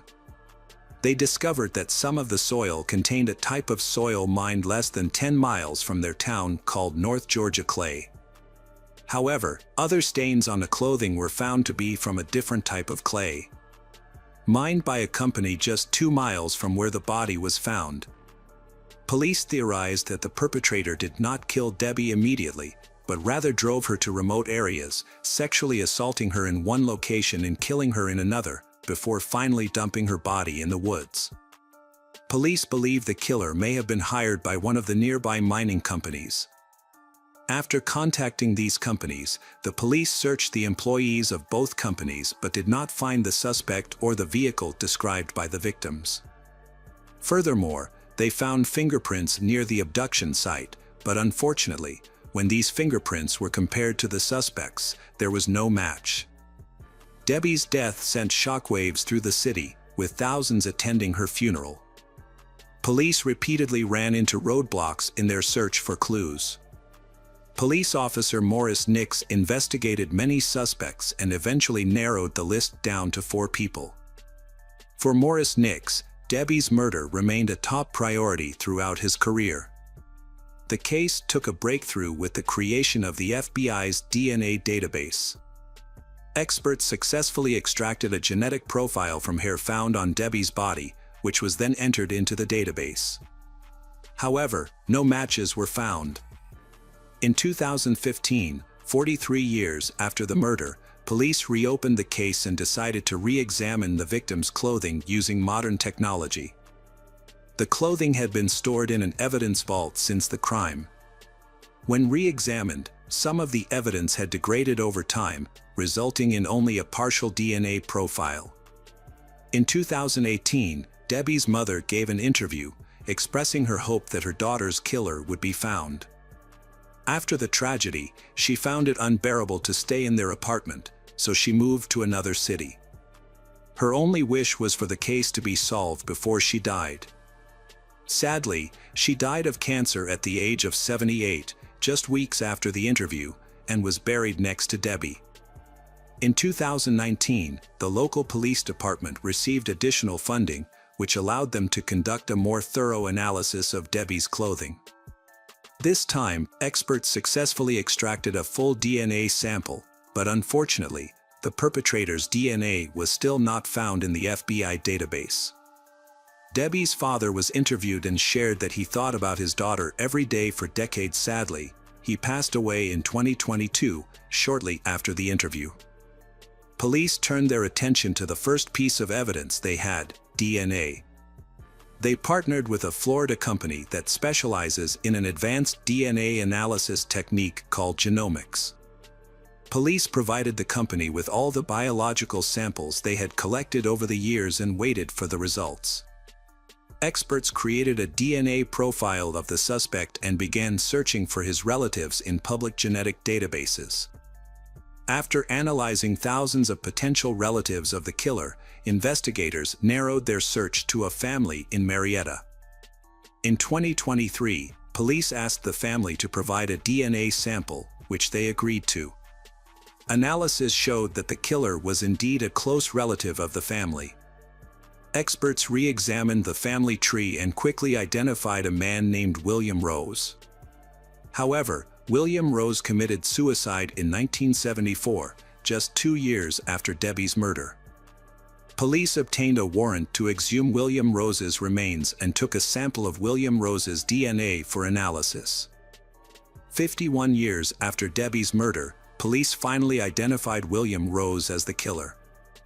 At the time of the murder, William Rose, 24, lived in the same building as Debbie's family, and he visited them frequently. The case has finally been solved. Debbie's brother, Melvin, is the only living relative.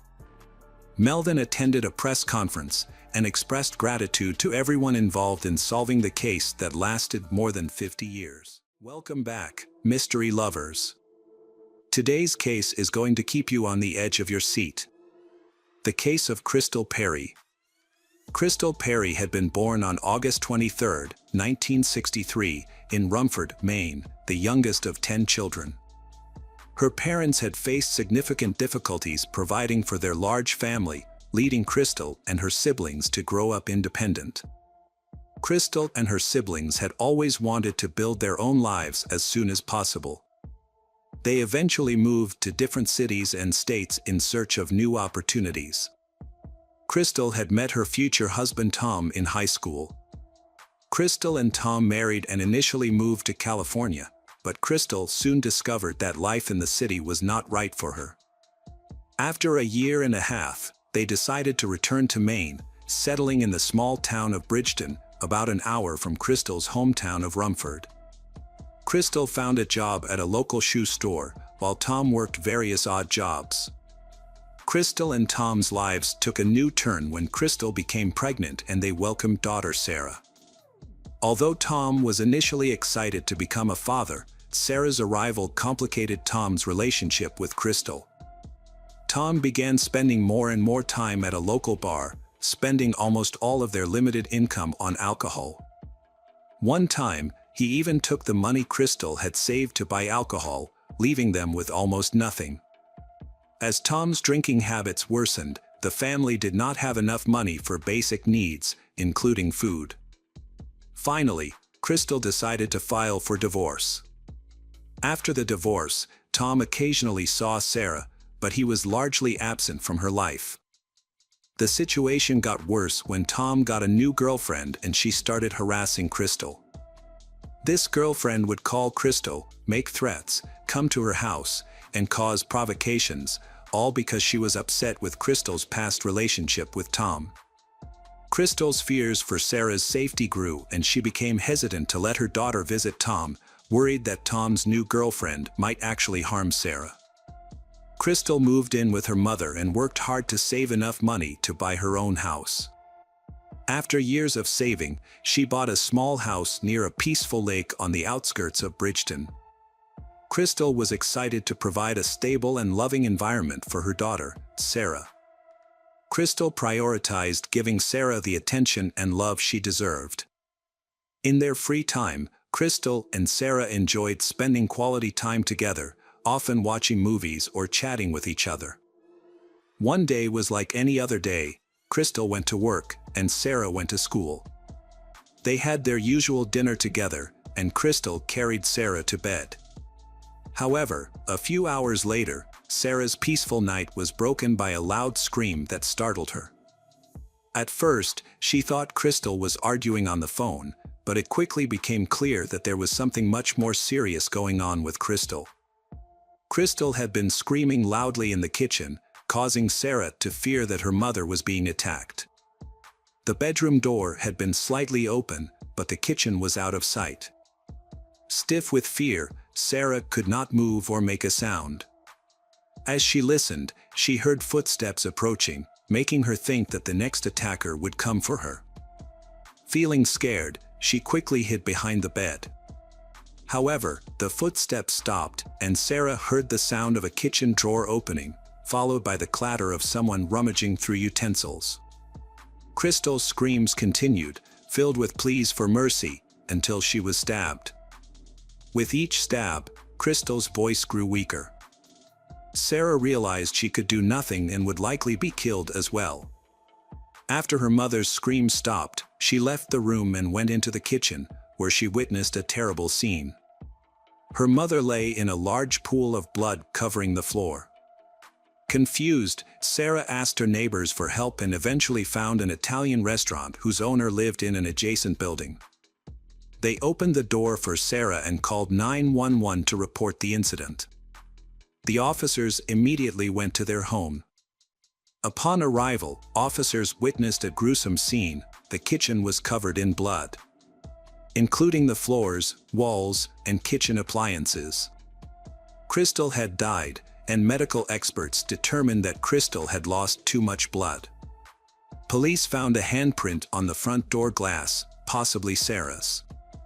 No other fingerprints were found, but there were many bloody shoe prints on the kitchen floor. Investigators took photos to determine the shoe size and model, assuming they belonged to the killer. A trail of blood led to Sarah's bedroom but suddenly stopped as if the killer had changed his mind. One particular detail caught the detective's attention. The killer had tried to wipe away some blood on the floor. With the blood stains spreading, this effort seemed futile. Further investigation revealed that some of the drops of blood on the floor were irregularly shaped, suggesting they had fallen from the knife.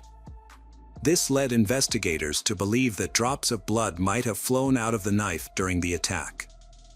Investigations showed that, in addition to the initial drops of blood, other drops of blood on the floor appeared to have fallen at a 90-degree angle, suggesting they originated from a higher point. Detectives suspected these drops might belong to the perpetrator, who might have been injured during the crime. Further supporting this theory, the trail of blood drops led directly to a roll of tissue. This showed that the perpetrator used a tissue to stop the bleeding before hastily leaving the scene. Autopsy results showed that Crystal's body had suffered more than 50 stab wounds. The murder weapon, possibly a kitchen knife, was not found at the crime scene, suggesting the perpetrator might have brought it with him. An important detail revealed that the force used was so great that part of the knife broke and was stuck in Crystal's body. The investigation also found evidence of a previous sexual assault.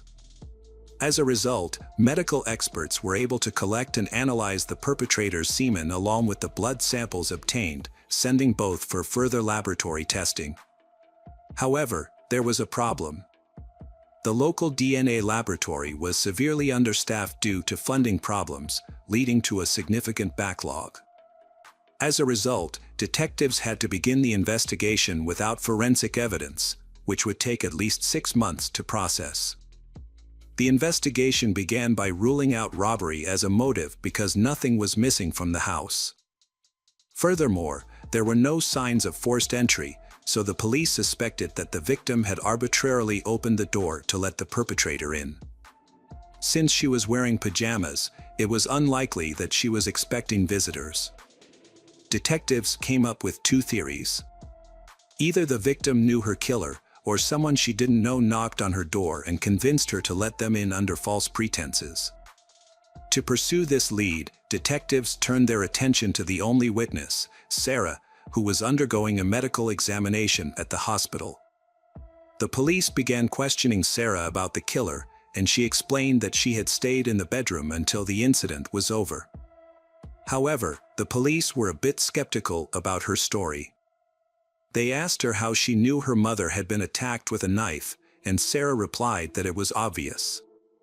Despite her reaction, detectives continued to pressure her, suspecting that she might have been withholding information and might have seen the perpetrator.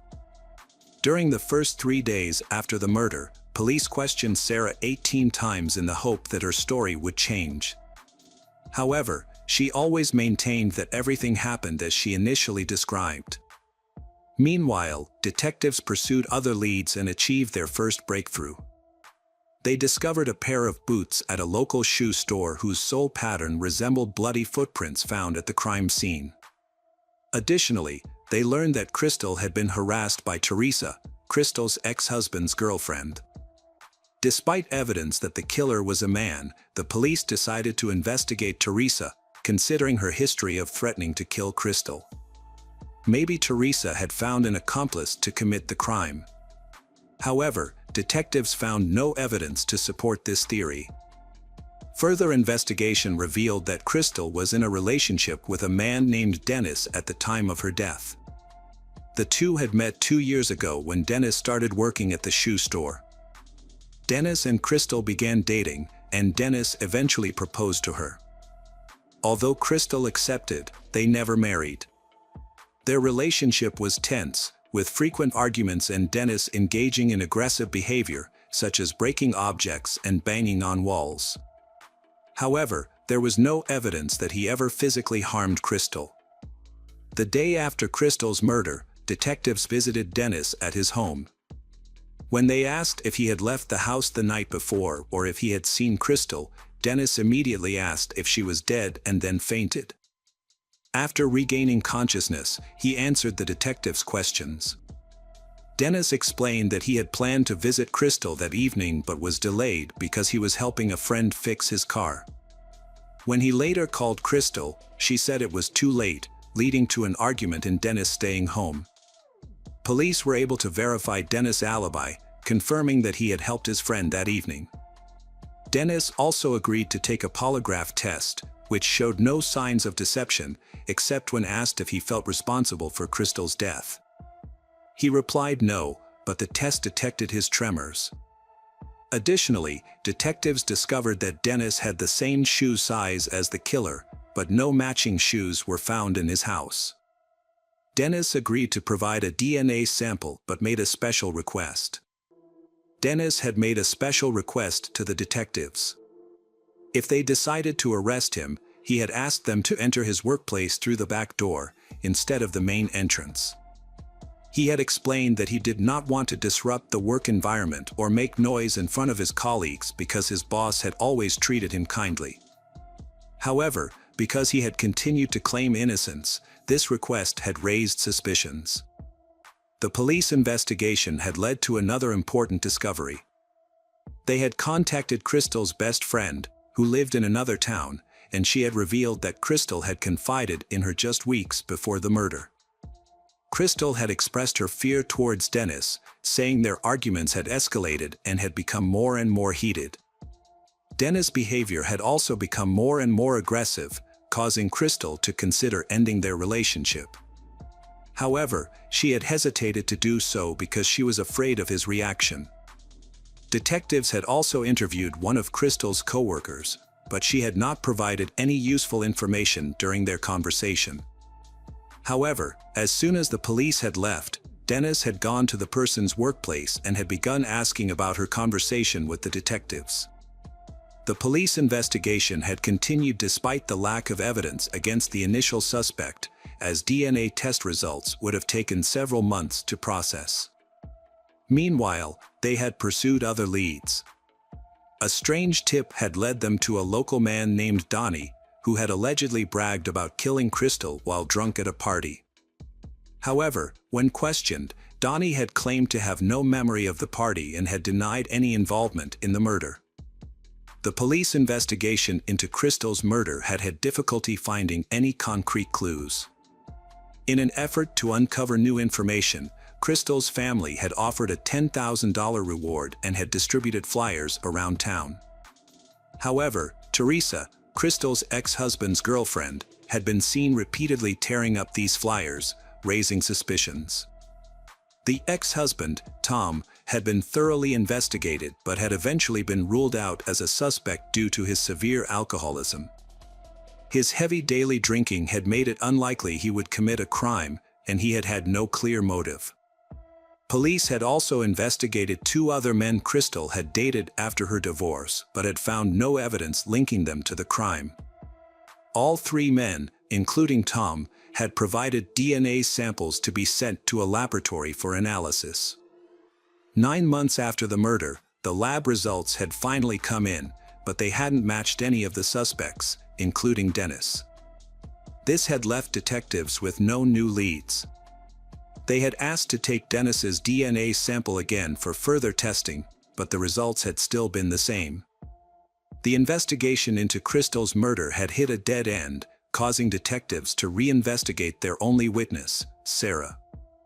They had suspected that Sarah might be hiding information or that a traumatic experience had caused her to repress memories of the killer.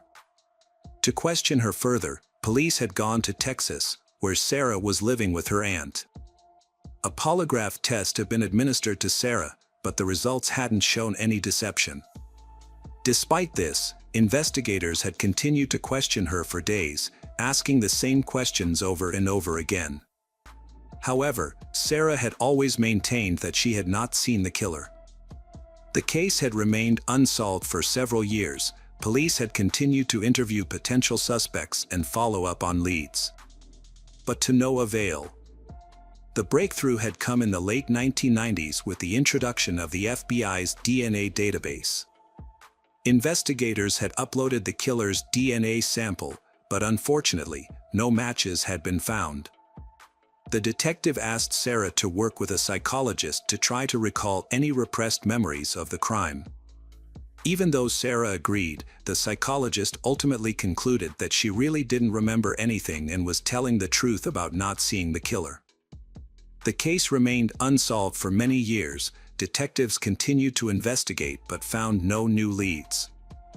This changed in 2006 when a surprising development occurred. A DNA sample was entered into the FBI database and it matched blood and semen left at the crime scene where Crystal was killed. The DNA belonged to a man named Michael Hutchinson, who was never suspected in the case. Detectives discovered that in 2003, Hutchinson was arrested for assault and threatening with a weapon, resulting in a sentence of 6 months in prison and 3 years of probation. During his arrest, a DNA sample was collected, but it was not uploaded to the FBI database at the time. It was instead stored in a laboratory. 3 years after the initial DNA sample was taken, Michael was arrested for drunk driving with his children. He was released on bail but failed to appear in court, leading to jail time. Ironically, Michael was arrested on the day of the wedding and put in a prison cell. His DNA sample was retrieved and quickly uploaded to the database. The detective contacted Sarah, informing her of the development, but asked her to keep the information confidential until formal charges were filed. When asked if she knew the suspect, Sarah replied that she did not. Given that Michael was already in custody, the detective carefully built the case to prevent any possibility of him evading punishment. Further investigation revealed that at the time of the murder, Michael lived in Bridgeton, just 2 miles from Crystal's residence. When he was 19, Michael lived near the Italian restaurant where Sarah called the police. He regularly drove to his mother's house, which was just a short distance from Crystal's, meaning he often passed by her residence. The detective discovered that Michael could have easily encountered Crystal multiple times before the murder. When questioned in prison, Michael insisted he was not involved in Crystal's murder and denied knowing her, despite the presence of his semen and blood on her body at the crime scene. The detective found his denial unconvincing. During the visit to the prison, the detective observed the noticeable scar on Michael's palm. This was very significant because it was likely that Crystal's killer injured his hand during the crime. While this alone would not have been enough evidence in court, Combined with DNA evidence, it contributed to Michael's eventual murder charge. According to the prosecution, Michael, an illegal drug user, saw Crystal as he passed her house on the night of the murder. He decided to assault her, leading to her death. While Michael refused to confess, the available evidence clearly showed that he was responsible for the assault and murder of Crystal. During the trial, an explanation was found for the murderer's lack of fingerprints at the crime scene. It turned out that Michael's job as a bricklayer was the reason.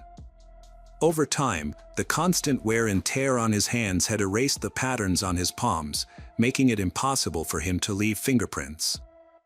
Michael presented testimony about his timeline to defend himself. He claimed he had met Crystal at a bar and they had returned to her place to have consensual sex. However, his story became suspicious when he described a strange man wearing a black motorcycle jacket breaking into the house, knocking him unconscious, and killing Crystal. When Michael regained consciousness, he allegedly tried to fight off the attacker but had injured his hand. The attacker then fled, and Michael also left the crime scene without a reasonable explanation. Michael's story was very unconvincing. The investigation revealed that the only shoe prints at the scene had belonged to Michael. If his story was true, the intruder would have had to take off his shoes before entering the house, which still wouldn't have explained the lack of other marks on the floor. Furthermore, no witnesses had come forward to confirm that Crystal had been at the bar with Michael. The trial ended on April 9, 2007, with Michael being unanimously found guilty. As a result, he received a life sentence without the possibility of parole and remained incarcerated.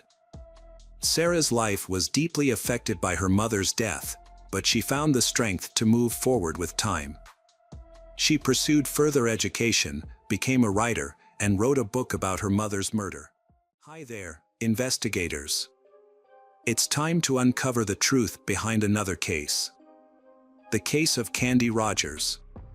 Candace Rogers, also known as Candy, was born on July 18, 1949, in Spokane, Washington. She was an only child in her family, and soon after she was born, her parents divorced. Despite this, Candy maintained a close relationship with her father. Her father lived in the same city, so she got to see him frequently. Candy was a bright and cheerful child who loved spending time outdoors with friends, exploring nature, and playing with her dog. She had a strong desire to join the Campfire Girls, a well-known organization that provided girls with opportunities to learn new skills, go on hikes, and form lasting friendships. In 1959, at the age of 9, Candy finally got the chance to join the Campfire Girls and she was overjoyed. As a member of Campfire Girls, one of her responsibilities was to sell mints door-to-door in her neighborhood. The organization provided her with boxes of sweets to sell. On Friday, March 6th, Candy planned to sell mints after school. After returning home, having dinner, and playing with her dog, she packed 8 boxes of mints and set out around 4 p.m. Candy had a plan to go door-to-door in her neighborhood, offering sweets to her neighbors. To avoid duplicating efforts, she and the other girls in the area had assigned specific streets to visit. However, when Candy failed to return home by 6 p.m. as expected, her mom started to worry. As night began to fall, her mom and grandfather set out to search for her, scouring the neighborhood streets but finding no sign of Candy. Soon, some family friends and neighbors joined the search, but despite their combined efforts, no one could find any trace of Candy. At this point, her mom decided to call the police for assistance. By the time the police arrived, the streets were dark and something might have happened to Candy. The police began their investigation by questioning the neighbors and soon discovered that Candy had only sold 1 box of mints, suggesting that something might have occurred shortly after she left her house. A resident reported suggesting that something might have occurred shortly after she left her house. A resident reported seeing a girl matching Candy's description on a nearby street around 6:30 p.m. This was unusual, as Candy's mother had already begun searching for her by that time. Candy's grandfather had a strange experience as well, which occurred when he searched for her on the very same street. He narrowly avoided being hit by a speeding green 1953 Ford, which struck the curb. Unfortunately, he couldn't see the license plate number. The police issued a detailed description of the vehicle and initiated a search, but so far they have not been able to locate it. Later, around 9 p.m., several mint boxes were found scattered along the road near a bridge. These boxes belonged to Candy, increasing concerns for her safety. The police focused their search in this area, thoroughly searching both riverbanks and a small wooded area on either side. Despite an all-night search, Candy was not found. By morning, news of her disappearance had spread through local newspapers. And soon the case was being covered by statewide media. In 1959, child disappearances near their homes were unusual because it happened extremely rarely. The townspeople were extremely worried about this. To resolve this alarming situation, police have stepped up search work. They added mounted police, all-terrain vehicles and helicopters and military personnel to thoroughly search the area. In addition, over 1,000 volunteers joined in the massive search from both local areas and nearby cities. It became one of the most extensive search operations at the time. Despite these efforts, they still could not locate Candy. Another incident that added to the trauma of the town was when a search helicopter struck power lines and crashed. As a result, 3 of its crew members died. However, police remained dedicated and relentless, operating 24/7 on this case. With so many investigations open, officers still tried everything. Throughout the case, nearly 750 initial leads turned up. Officers closely inspected every detail. Regrettably, these investigative trails did not help discover any definitive proof about Candy's. 2 weeks after Candy's disappearance, 2 military personnel from a local base went on a hunting trip in the woods west of Spokane. They stumbled upon children's shoes on the ground, which immediately reminded them of Candy's case. Since many military members had been involved in the search, they were familiar with the details of her disappearance. The military personnel reported their discovery to the police, who then showed the shoes to Candy's grandfather for identification. He confirmed that the shoes belonged to his granddaughter. The police quickly launched a search operation in the woods. Within minutes, an officer spotted a foot protruding from the bushes and discovered Candy's body. She was found lying in the underbrush, covered with pine branches. A medical examination revealed the cause of death was strangulation, also found marks on Candy's hands and feet, indicating that she had been bound. Although no ropes were found near the body. Furthermore, the medical experts concluded that Candy had been sexually abused. During the investigation, the police found a green car seat cover near the crime scene. Additionally, a small purple stain was discovered on Candy's clothing, which smelled like grape-flavored chewing gum. However, the police were unable to establish any connection between the stain and the crime. The police searched for any possible clues to find the killer. They examined incoming tips and investigated hundreds of individuals, including neighbors, suspicious characters, and previously convicted criminals. Their attention eventually turned to a 50-year-old man named Alfred Braves. Alfred became a suspect due to unusual circumstances.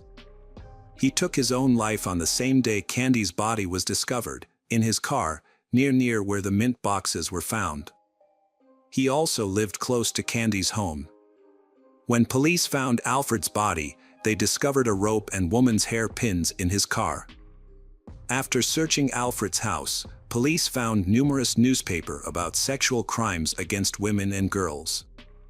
They also learned that several women had accused him of harassment, and his wife suspected him of Candy's murder. However, investigators were unable to find any evidence directly linking Alfred to Candy's murder. Despite their reluctance, detectives had to eliminate him from the suspect list, as they did not have enough evidence to prove his guilt. As a result, they began investigating other suspects. Several months after the murder, the police had compiled an extensive list of suspects, but despite their diligent efforts, the investigation has made no new progress. Later, the investigators turned their attention to a new suspect, a serial killer named Hugh Morse.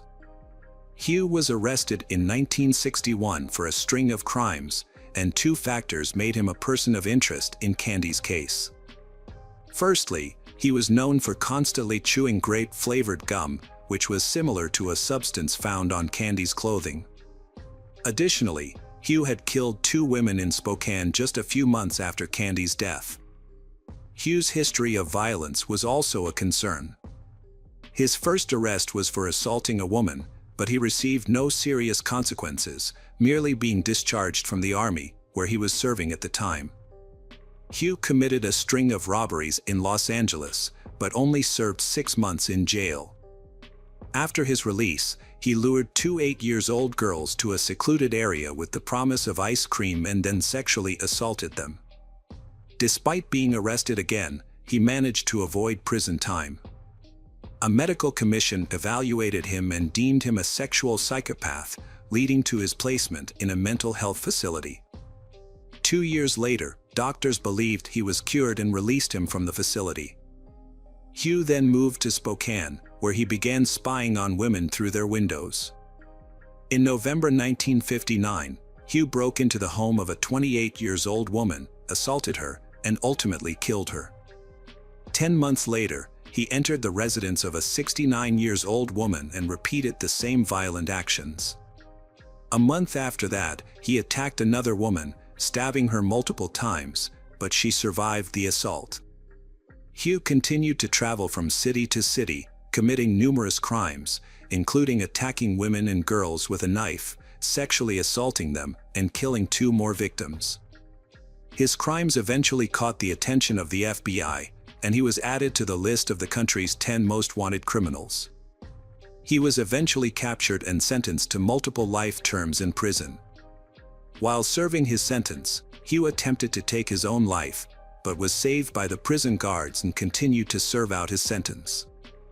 Detectives investigating Candy's case visited him in prison multiple times, but he consistently denied any involvement in the crime. A polygraph test was also administered, which suggested he was telling the truth.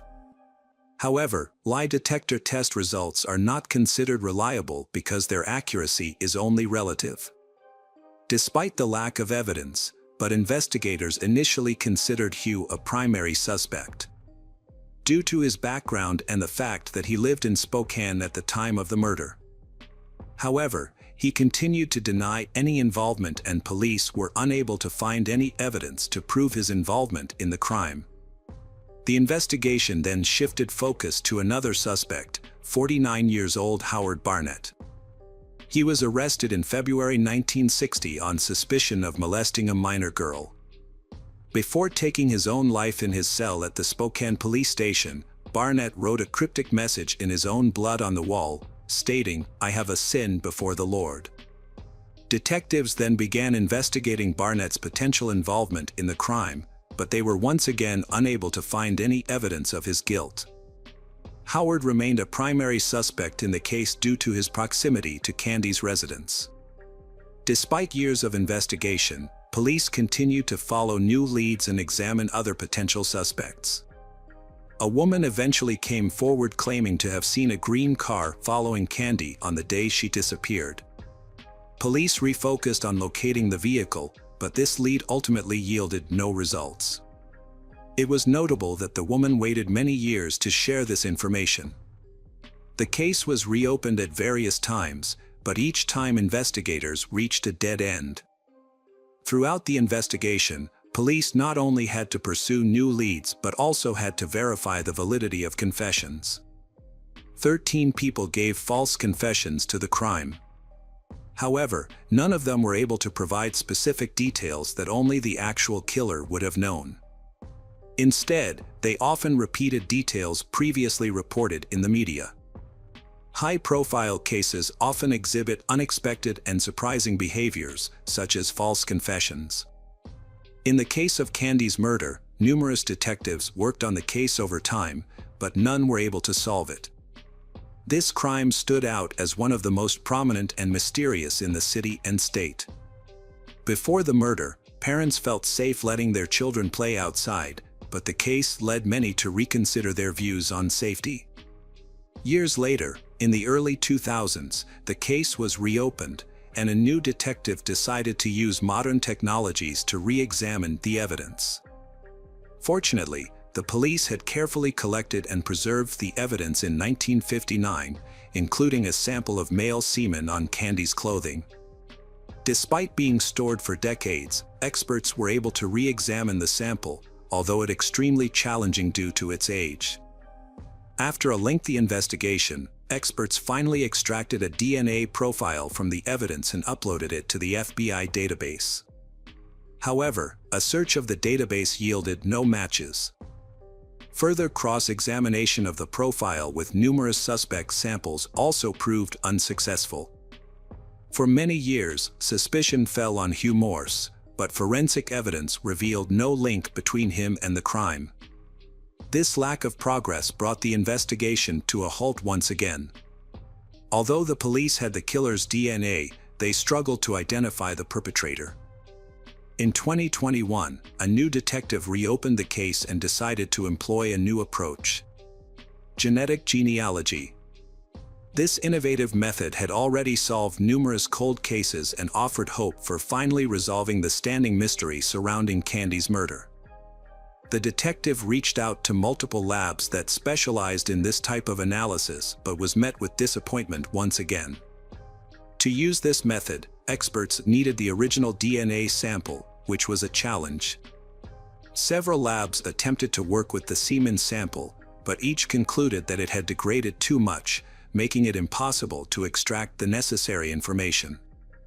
The detective then consulted the final lab, which led to a long-awaited important discovery.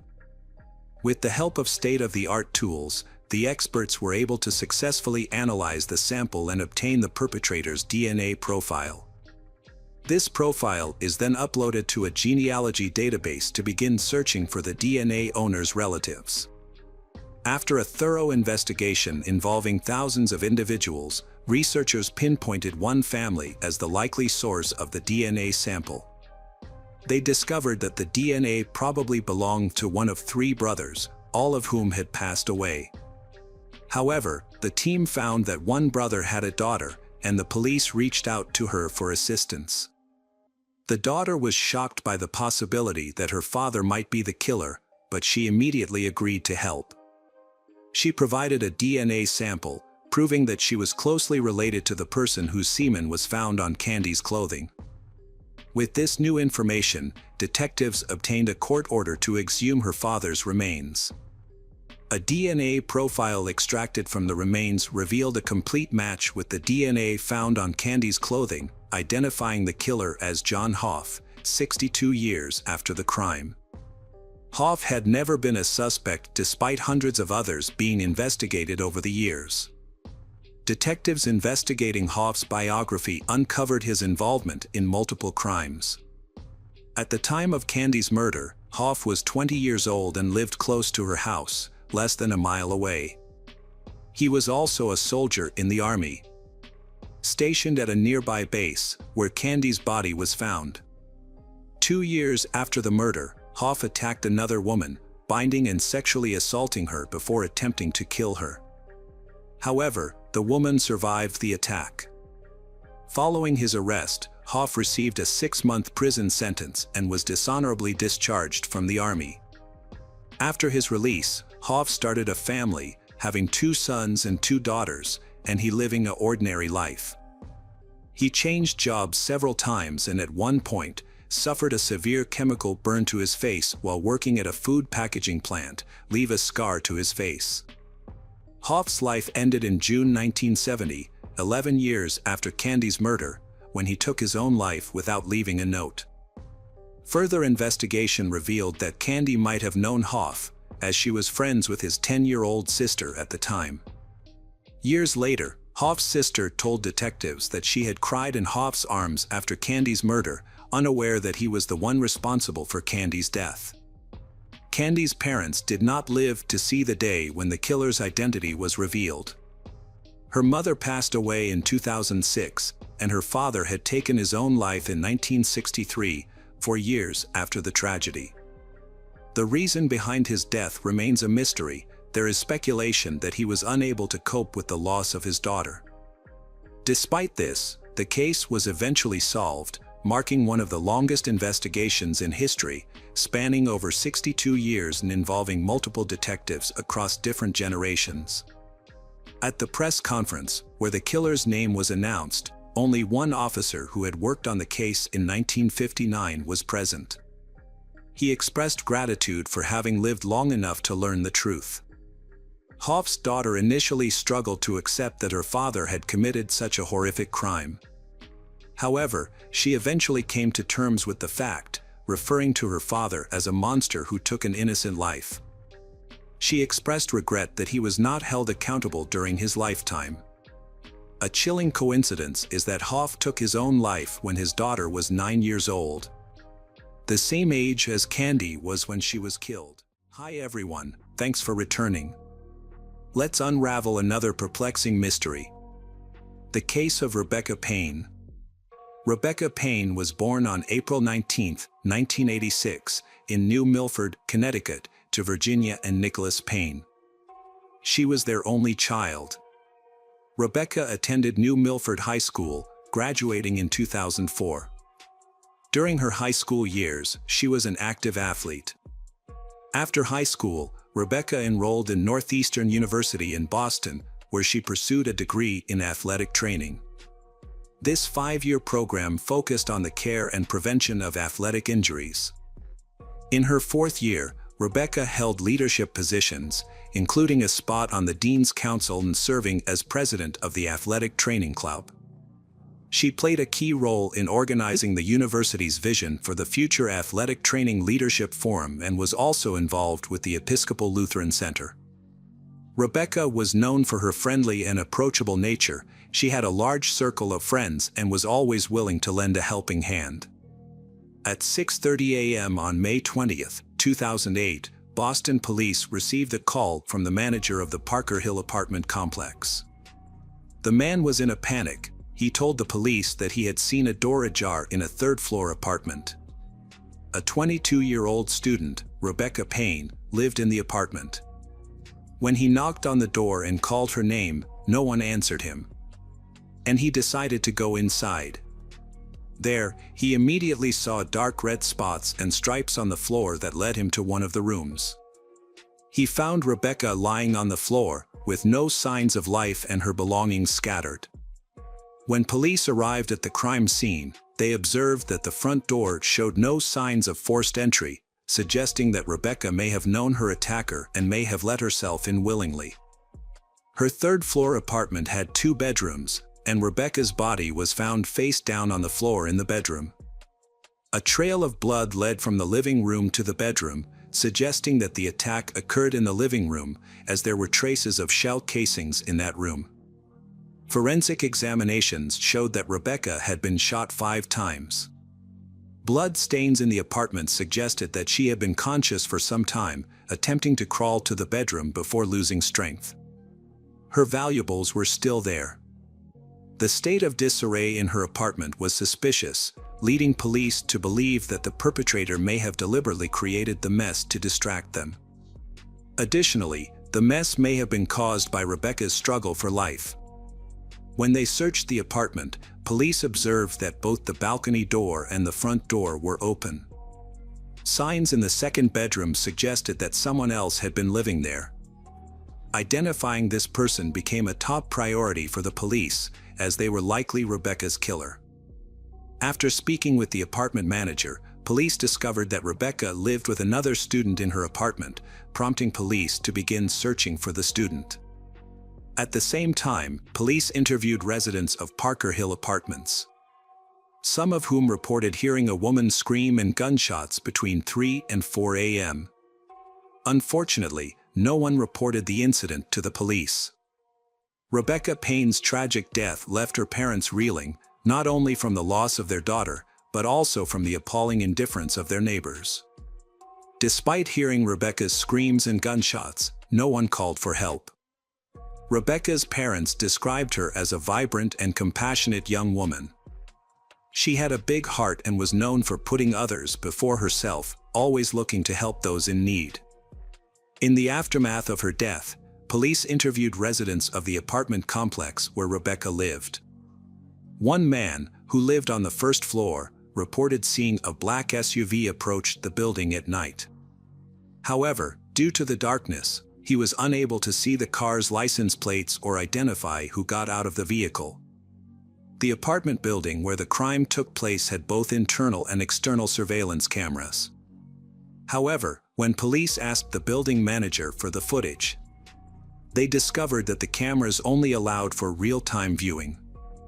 The outdated equipment required a video cassette to be inserted into a VCR and manually recorded, but no one had done so. Given this information, along with the fact that the manager was the one who found Rebecca's body, police began to suspect him of the crime. As a resident of the building, he had constant access to Rebecca's apartment and was aware that the surveillance cameras were not being monitored. The suspicion against the manager grew when a background check revealed his past run-ins with the law, specifically related to prohibited substances. Furthermore, an officer noticed dark red stains on the front door of the manager's apartment, which were swabbed and sent for examination. The manager was taken to the police station for questioning, where he denied any involvement in Rebecca's death, claiming he spent the entire night in his apartment with his wife. The police also spoke with his wife to verify his alibi. The woman's husband was initially a suspect, but his wife provided an alibi for his whereabouts during the night of the crime. Laboratory results showed that the dark red stains on his apartment door were just paint, leading the police to release him due to lack of evidence. Police investigating the case reviewed video and photo materials from the scene and focused on a public transportation card found near the crime scene. This card, used to pay for public transport in the Boston area, stores data on its usage, including the location and time of each use. Traffic police provided police with surveillance camera footage of the card being used. After reviewing the recordings, police determined that the card belonged to Rebecca and was used by her on the night she went missing. The footage showed Rebecca walking home, appearing calm and alone, with no signs of anyone following her. Unfortunately, this discovery did not lead to any new leads on the identity of the offender. The police obtained another video from a surveillance camera located outside the hospital building, near the Parker Hill Apartments. This video captured a black SUV driving by at the time of Rebecca's attack. Although the video was poor quality, preventing the officers from seeing the license plates, it did appear to match the description given by the witness, and the detectives believed it was a Ford vehicle. Meanwhile, detectives interviewed Rebecca's roommate at the police station. The roommate expressed shock at Rebecca's death and stated that she had been living with her parents while studying for an exam. This alibi was verified by her parents, clearing her of suspicion. However, the conversation was still fruitful, as she provided potentially valuable information that could aid the investigation. According to Rebecca's roommate, Matt, Rebecca's boyfriend, had access to their apartment. To determine if Matt had a motive to harm Rebecca, police reached out to him by phone. Matt explained that he had moved to New York State to live with his parents around the time of the attack. He claimed to be depressed over Rebecca's death. Matt stated that he had been staying with his parents, and they confirmed his alibi. Police obtained a record of Matt's cell phone activity, revealing a conversation with Rebecca on the night of the attack, around midnight, a few hours before her death. However, the cell tower that received the signal from Matt's phone was located near his parents' house in New York State. To verify Matt's alibi, police conducted an experiment and concluded that it would have been impossible for him to drive from his parents' house to Boston in 3 or 4 hours, making it unlikely that he committed the crime. As a result, Matt was ruled out as a suspect. Rebecca's family and friends traveled to her home state of Connecticut to say goodbye, but the police investigation into Rebecca's death stalled. Despite their efforts, no new evidence was found, no witnesses came forward, and no DNA samples were collected. The case appeared to have reached a dead end. Years went by. In 2012, a breakthrough occurred. Anthony White was arrested by the Boston police for trafficking illegal substances and faced a lengthy prison sentence. In an attempt to reduce his sentence, Anthony offered to provide police with information about the night Rebecca Payne died. Recognizing this as a potential opportunity to solve the long-standing case, the police accepted Anthony's offer. Anthony declared that, on May 20, 2008, Anthony received a call from Cornell Smith, an acquaintance involved in the same illicit activities as him. Cornell requested a meeting, and Anthony agreed. Cornell arrived with their mutual friend Michael Balba, who drove a black SUV. The three of them went to the Parker Hill Apartments, where Michael parked in a spot with a clear view of the building. When Cornell spotted Rebecca in a third-floor window, he identified her. They waited until the lights in her apartment went out, assuming she had fallen asleep. Cornell then climbed from the first-floor balcony to the third-floor balcony, where he found the door to the apartment open. However, upon entering, he found Rebecca awake and lying on the couch in the living room. She began screaming when she saw him, and a brief struggle ensued. Cornell shot her 5 times before fleeing the apartment through the front door and escaping with Anthony and Michael in the SUV.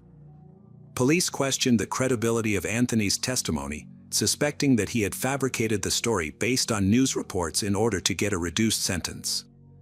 Police did not understand Cornell's motives, as Rebecca had no connection to him. However, according to Anthony, Rebecca's death was a case of mistaken identity. 2 sisters who lived on the first floor of Parker Hill Apartments looked very similar to Rebecca. The sisters were Cornell's rivals in the illegal drug trade. In retaliation, Cornell targeted Parker Hill Apartments, but he was not sure which floor or apartment the sisters lived in. When he saw Rebecca at the window, Cornell mistook her for one of his enemy sisters.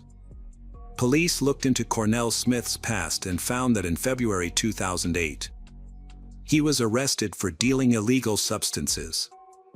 Shortly before Rebecca's death, Cornell was released on bail. According to Anthony White's statement in 2012, Cornell wanted revenge against the sisters. However, when Anthony White came forward, Cornell Smith was already serving a 12-year sentence in prison for another conviction. With Anthony's new testimony, Cornell was then also charged in Rebecca's murder. Cornell denied his involvement, though. Before the case could go to trial, the key witness, Anthony White, died in prison. There was no longer any evidence to prove Cornell's involvement in the murder of Rebecca Payne. Since Anthony White was dead, the police needed new testimony from Michael Balba, who was with Anthony and Cornell on the night of the murder, in order to convict Cornell Smith. Michael was arrested and taken to the police station, but without evidence, he denied involvement and requested a lawyer. As a result, hopes of solving the case seemed lost.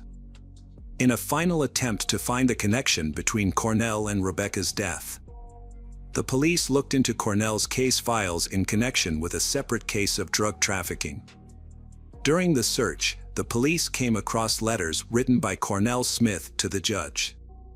These letters revealed Cornell's arrogant attitude towards others, some of which seemed meaningless.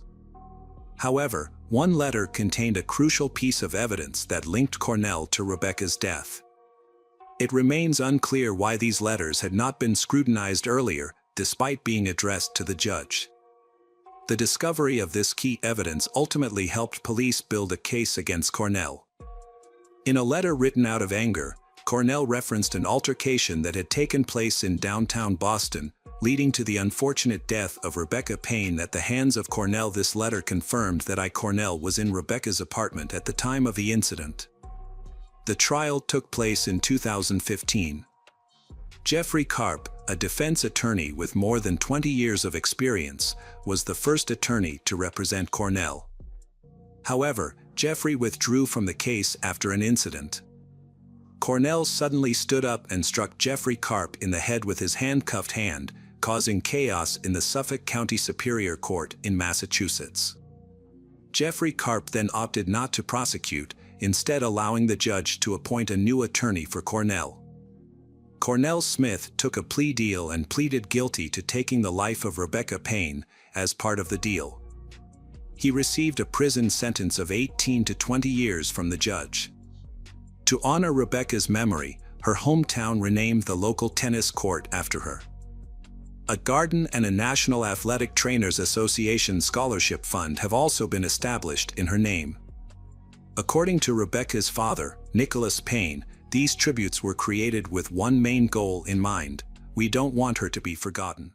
Welcome back, detectives. Let's dive into another horrible case. The case of Cassie Farrington. Cassie was born on December 22, 1990, in Virginia. She was the second of 4 children to Chuck and Darlene Brooks. Cassie excelled academically and was an active student, she becoming a member of the National Honor Society and participating in sports. Her initial goal was to pursue a career in medicine. However, when Cassie turned 16, her life drastically changed. She became pregnant, which led her to change her future goals and plans. Several major changes in Cassie's life occurred in the next month. Cassie graduated from high school, gave birth to a baby, married Bradley Farrington, and moved out of her parents' house, all within a brief period, just 1 month. Several years later, she had another child. But over time, her family relationship began to deteriorate. Ultimately, the marriage ended in divorce. Despite this, she persevered, raising her 2 young children in Silver City, a small town with a population of about 10,000. At 22 years old, she worked as a nurse at the local hospital and rented a place from a coworker. As she turned 23, Cassie entered into a new relationship with a man named David Berry. He bonded quickly with her children, and she felt grateful for the way things were going good. Rather than rushing into things, they focused on building a life as a family unit. Cassie confided in her loved ones and co-workers that David had brought happiness to both her and her children, and she was hopeful that this new relationship would bring her the peace and happiness she had been missing after her previous failed marriage. On March 24, 2014, Cassie phoned her parents after finishing her night shift at the Silver City Hospital. They chatted for a few minutes, during which she shared her plan to drive home, pick up her children, and take them to school. Afterward, she intended to return home and rest for a couple of hours before picking her children up from school later that day.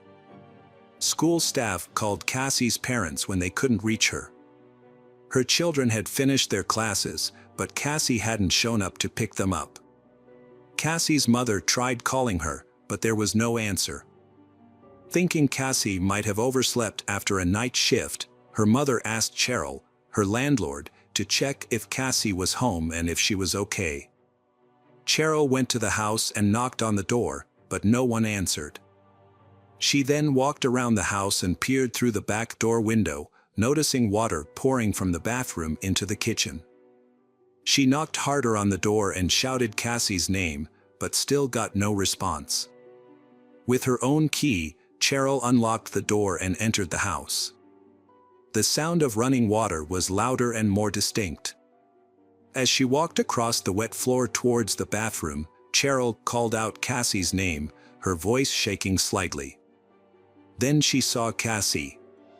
Cheryl, a co-worker and friend of Cassie's, discovered her lifeless body in the overflowing bathtub.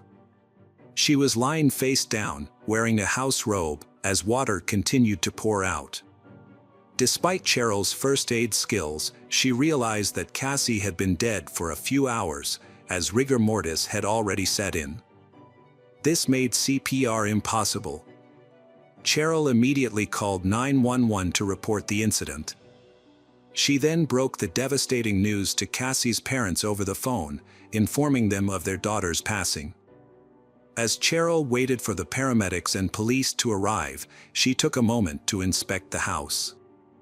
She noticed that the second bathroom, located elsewhere in the house, also had an open faucet with running water. However, the hub there had an overflow protection, so the excess water wasn't running onto the floor but going down the drain. Cheryl also observed that the towel rack in the bathroom had been pulled off the wall and was lying on the floor. Upon receiving the news, Chuck and Darlene, Cassie's parents, were devastated. They stopped everything they were doing and traveled from Arizona to Silver City. Within a few hours, they arrived at the house, where their daughter's body had been found. The police were already on the scene, investigating the circumstances surrounding Cassie's death. The officers observed that there was no sign of forced entry into the house, as all the locks were still in place, the windows were closed, and the glass was intact. Additionally, valuables in the house were still intact, so the possibility of robbery was unlikely. The local sheriff questioned Chuck and Darlene, asking if Cassie had any intention of committing suicide and if she had any reason for doing so. However, Chuck and Darlene firmly dismissed this idea and declared that there was no way Cassie would do such a thing. The police chief repeatedly told Cassie's parents that she had likely taken her own life, as if he was trying to convince them of that fact. However, Cassie's parents found the police investigation to be rushed and confusing. Normally, the scene of the case is thoroughly examined and investigated, a process that can take several days. In Cassie's case, the police left the scene just a few hours after her body was found, and they informed Cheryl that she was allowed to enter and use the house. This worries Cassie's parents and they decide to investigate the house themselves. After finding water still in the bathtub, they emptied it and discovered black streaks on the sides of the tub that resembled the marks left by rubber-soled shoes. They also found Cassie's glasses, hair band, and a coat hanger in various places on the floor. Cassie's parents were even more suspicious when the police didn't take the time to search the house for fingerprints. They suspected that the authorities might be trying to close the case quickly without thoroughly investigating it. It wasn't until they contacted the district attorney's office that the police appeared to put in more effort. However, they were still unable to close the case due to the findings of the medical examiner. The autopsy report showed that Cassie had several bruises on her body, particularly around her neck. The examiner concluded that her death was a homicide. However, the investigation had difficulty by the property owner having cleaned up and made some repairs after the incident. This meant that the original crime scene had been disturbed, which could impact the investigation's progress. Cassie's parents were met with silence from the police as the months went by. The police did investigate David Berry, a man Cassie had been seeing before her death, but he was quickly ruled out as a suspect due to a solid alibi. However, as time passed, Cassie's parents grew increasingly frustrated with the local police, feeling they were not doing enough to solve the case. Their concerns led Chuck and Darlene to request a meeting with the chief district attorney to voice their dissatisfaction with the handling of the investigation, specifically with Detective Jose Sanchez.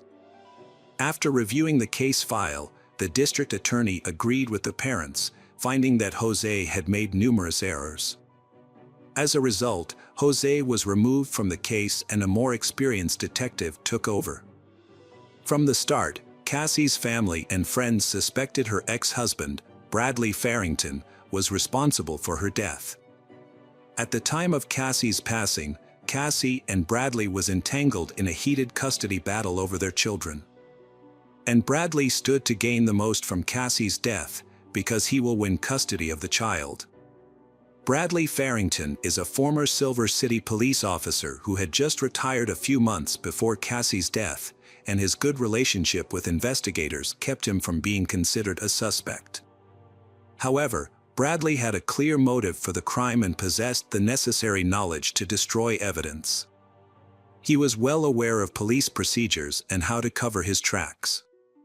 For example, the bath water will wash away any remaining DNA evidence on the body, as well as erase shoe prints on the floor. Given Cassie's familiarity with Bradley, it's likely that she would have opened the door for him. Unfortunately, due to the poor handling of the investigation by the local police, so any evidence linking Bradley and to the crime scene was lost and could not be restored. The only remaining way to hold Bradley accountable is through eyewitness testimony. Cassie had told her parents about their family being abused by Bradley, and that he often acted arrogant because he was a police officer. Cassie lived in constant fear, and Bradley's friends were police officers and she couldn't turn to them for help. She had confided in co-workers about Bradley's threats, including the ominous threat that he would make her disappear without a trace. Tragically, her life was cut short, and she was found dead on March 24, 2014. 19 months later, on October 23, 2015, 28-year-old Bradley Farrington was arrested in connection with Cassie's death. Although Bradley was a suspect, the local police mishandled evidence, leaving none that directly linked him to the crime. As a result, the judge made a decision permitting previously recorded statements from Cassie to be used as testimony during the trial. During the trial, multiple witnesses testified, including Cassie's parents, friends, and co-workers, to whom she had confided about the abuse she endured at the hands of Bradley. Notable among the witnesses was Dr. Michael Hunter, a renowned forensic expert from San Francisco. With over 20 years of experience, Michael presented the jury with autopsy photographs and concluded that Cassie likely died from strangulation. Cassie had injuries to her neck, which supported that conclusion.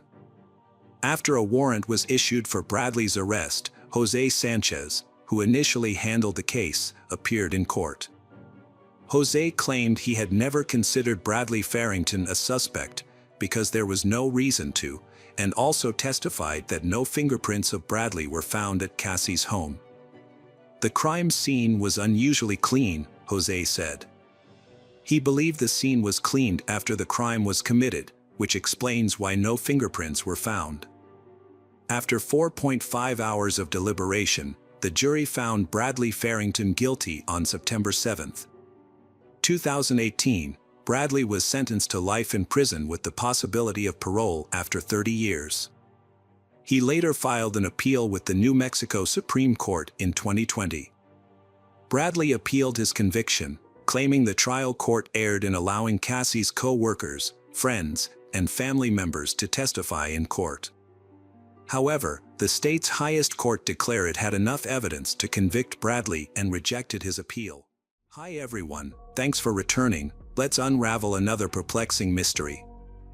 The case of Belinda Temple. Belinda Temple was born and raised in Texas. In 1986, Belinda went to college in her hometown, while her twin sister, Brenda, left to study at Stephen F. Austin University. Belinda decided to stay with her parents because she was dating Marshall Kummer, who was 3 years older than her. She was completely absorbed in the relationship. However, Belinda's parents were not pleased. They were concerned that the relationship would disrupt her studies, leading to her having children early and dropping out of school. This caused a lot of tension in the family. Belinda's mother, Carol, did not agree to her daughter living with Marshall. Belinda was a strong-willed and determined girl, and she may have taken her mother's advice as a threat. So at a family dinner when Marshall was invited, Belinda and Marshall, despite their mother's objections, announced that they were getting married. The atmosphere at the dinner table became heavy and quiet. Belinda decided to get married to prove to her parents she was an adult. Her boyfriend wasn't eager but didn't refuse. They married without a grand celebration, with Belinda wearing her sister's white dress and spending the day with friends drinking champagne. The next day, she moved in with him at his parents' place. The marriage was mainly to stop her mom's criticism and gain independence. But not 6 months later, Marshall began to spend little time at home, saying he was working late, but was actually with another woman. Belinda found out when she noticed that her husband was acting strangely one day. She waited until his workday was over and followed her husband, and that's when it all came to light. Marshall was walking hand in hand with some strange woman, most likely with his colleague. Belinda didn't start any arguments or jealousy, she just packed her things and went back to her mother. Marshall kept trying to ask for Belinda's forgiveness, but she wouldn't budge. After that, they soon divorced. In 1987, Belinda had nothing to keep her in her hometown, so she decided to follow her sister to Stephen F. Austin State University. Her time at the university was a positive experience for Belinda. It seemed that she had found her purpose. In addition to studying, Belinda also worked part-time as a basketball coach, and the young girl had very high expectations. At the same university, Belinda met David Temple. Like Belinda, he was also a part-time coach, but in soccer, and he was also a member of the university soccer team as captain.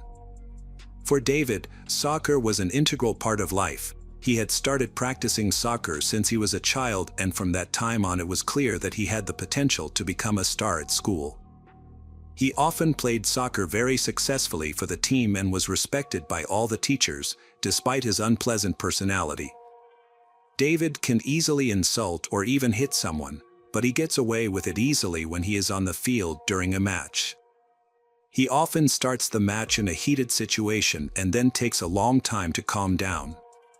One of David's teammates said that he has an aggressive nature because of his steroid use.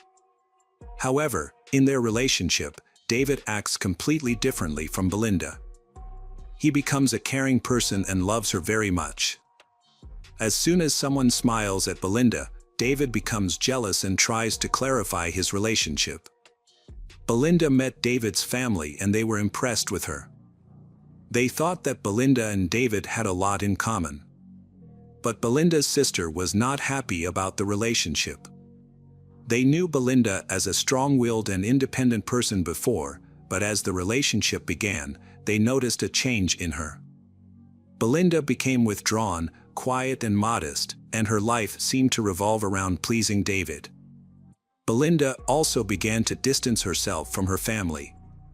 She called her parents less often and stopped visiting home as she used to. This was a worrying sign in a toxic relationship. However, David and Belinda continued their relationship. They bought a bull terrier and named him Shaq. After graduating from college, they decided to get married. In January 1999, David and Belinda Temple were expecting their second child. Belinda was nearing her due date, and doctors predicted that she would go into labor in a few weeks.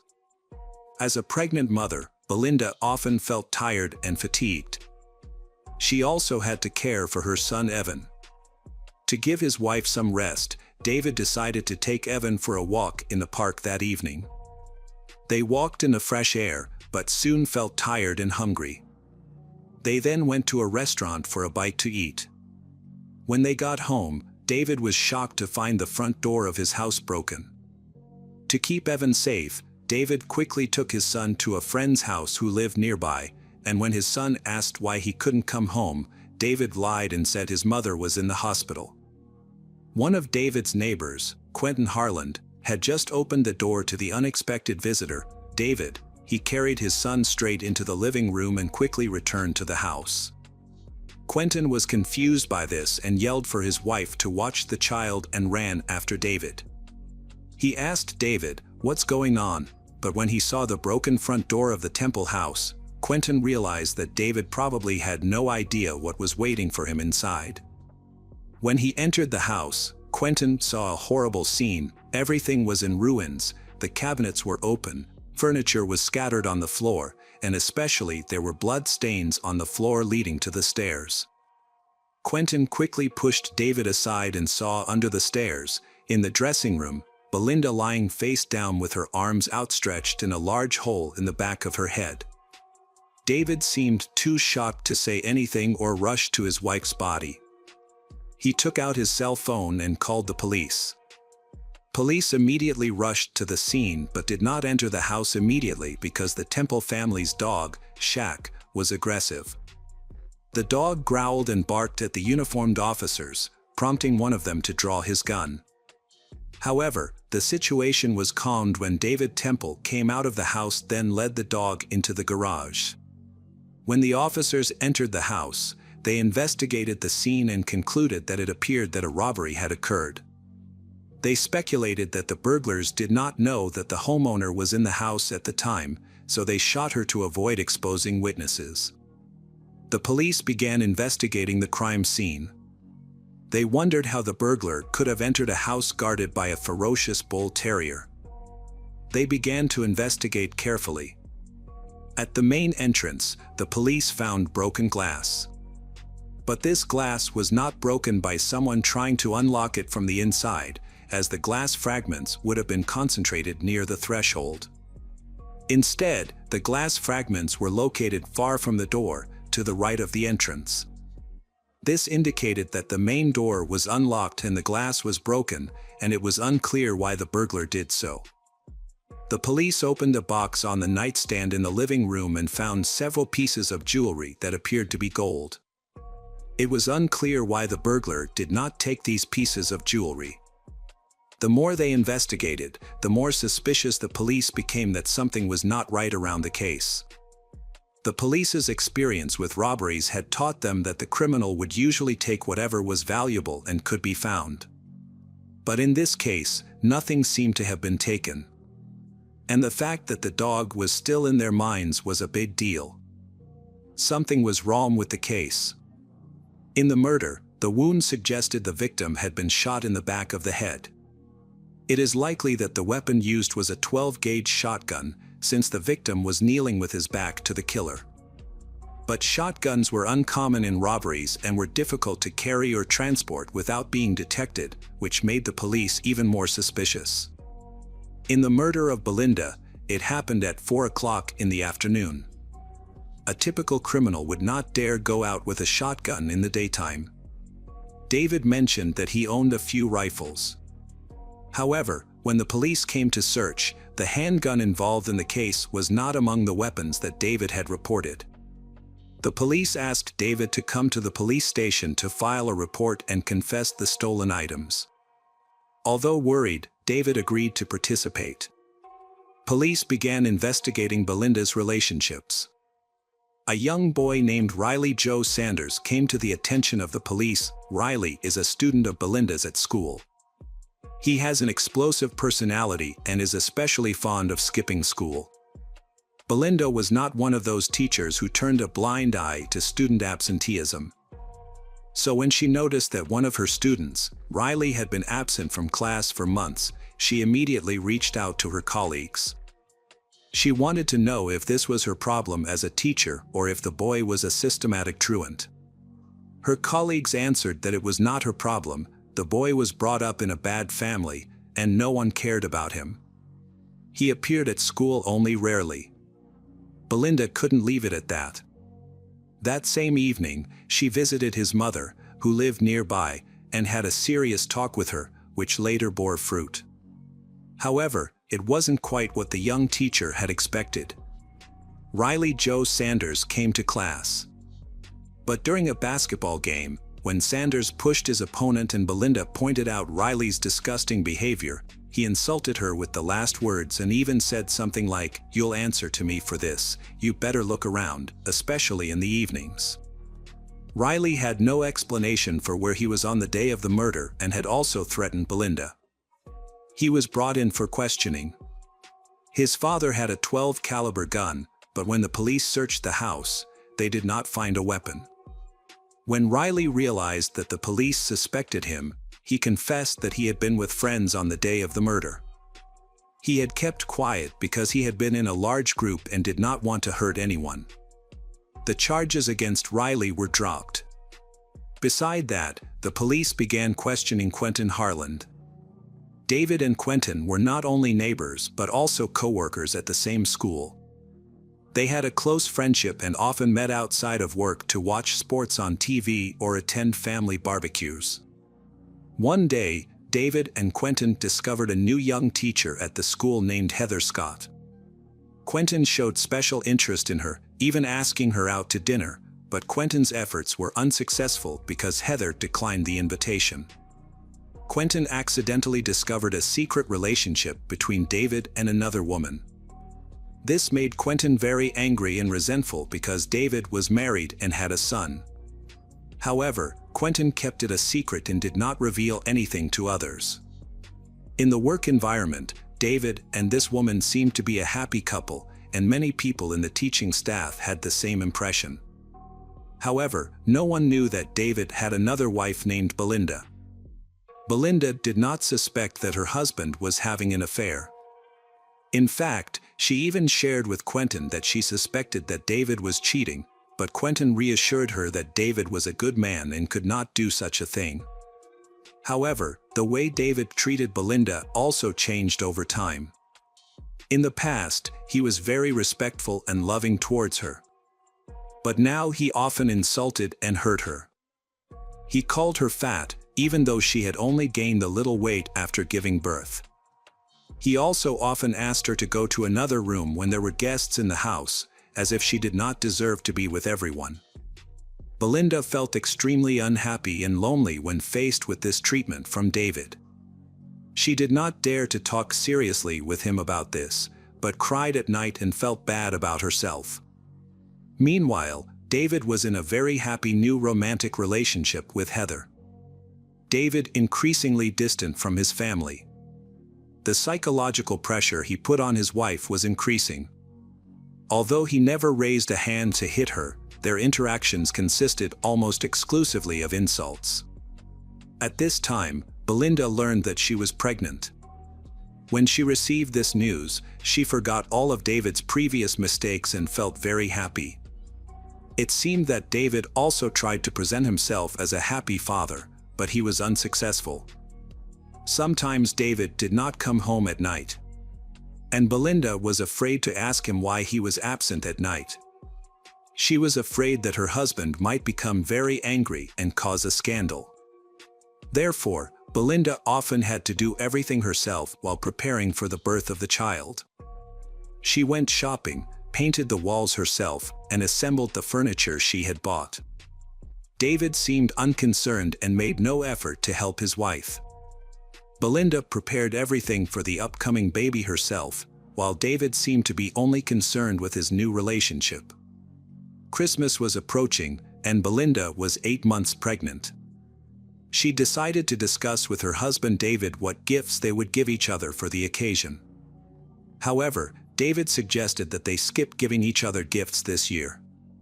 He thought it would be better if they used their savings for the upcoming baby, as the doctors had warned that she might go into labor early, and the baby might be born before the new year. When Christmas came, although they had agreed not to give each other gifts, David did not give Belinda any small gifts.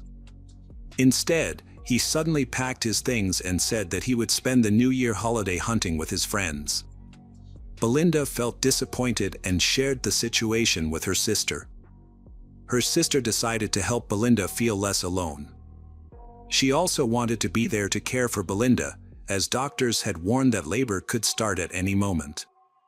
What Belinda did not know, however, was that David had not gone hunting with his friends. Instead, he had spent the holiday with Heather, who was wearing a gold necklace that was said to have been a Christmas gift from David. After the death of Belinda Temple, David remarried Heather in 2001 and they had a son, Evan. But in November 2004, David's peace was shattered when the police came knocking on his door and arrested him on suspicion of murdering his ex-wife. David continued to deny any guilt. Investigators discovered that his new relationship with Heather may have been the motive for the crime.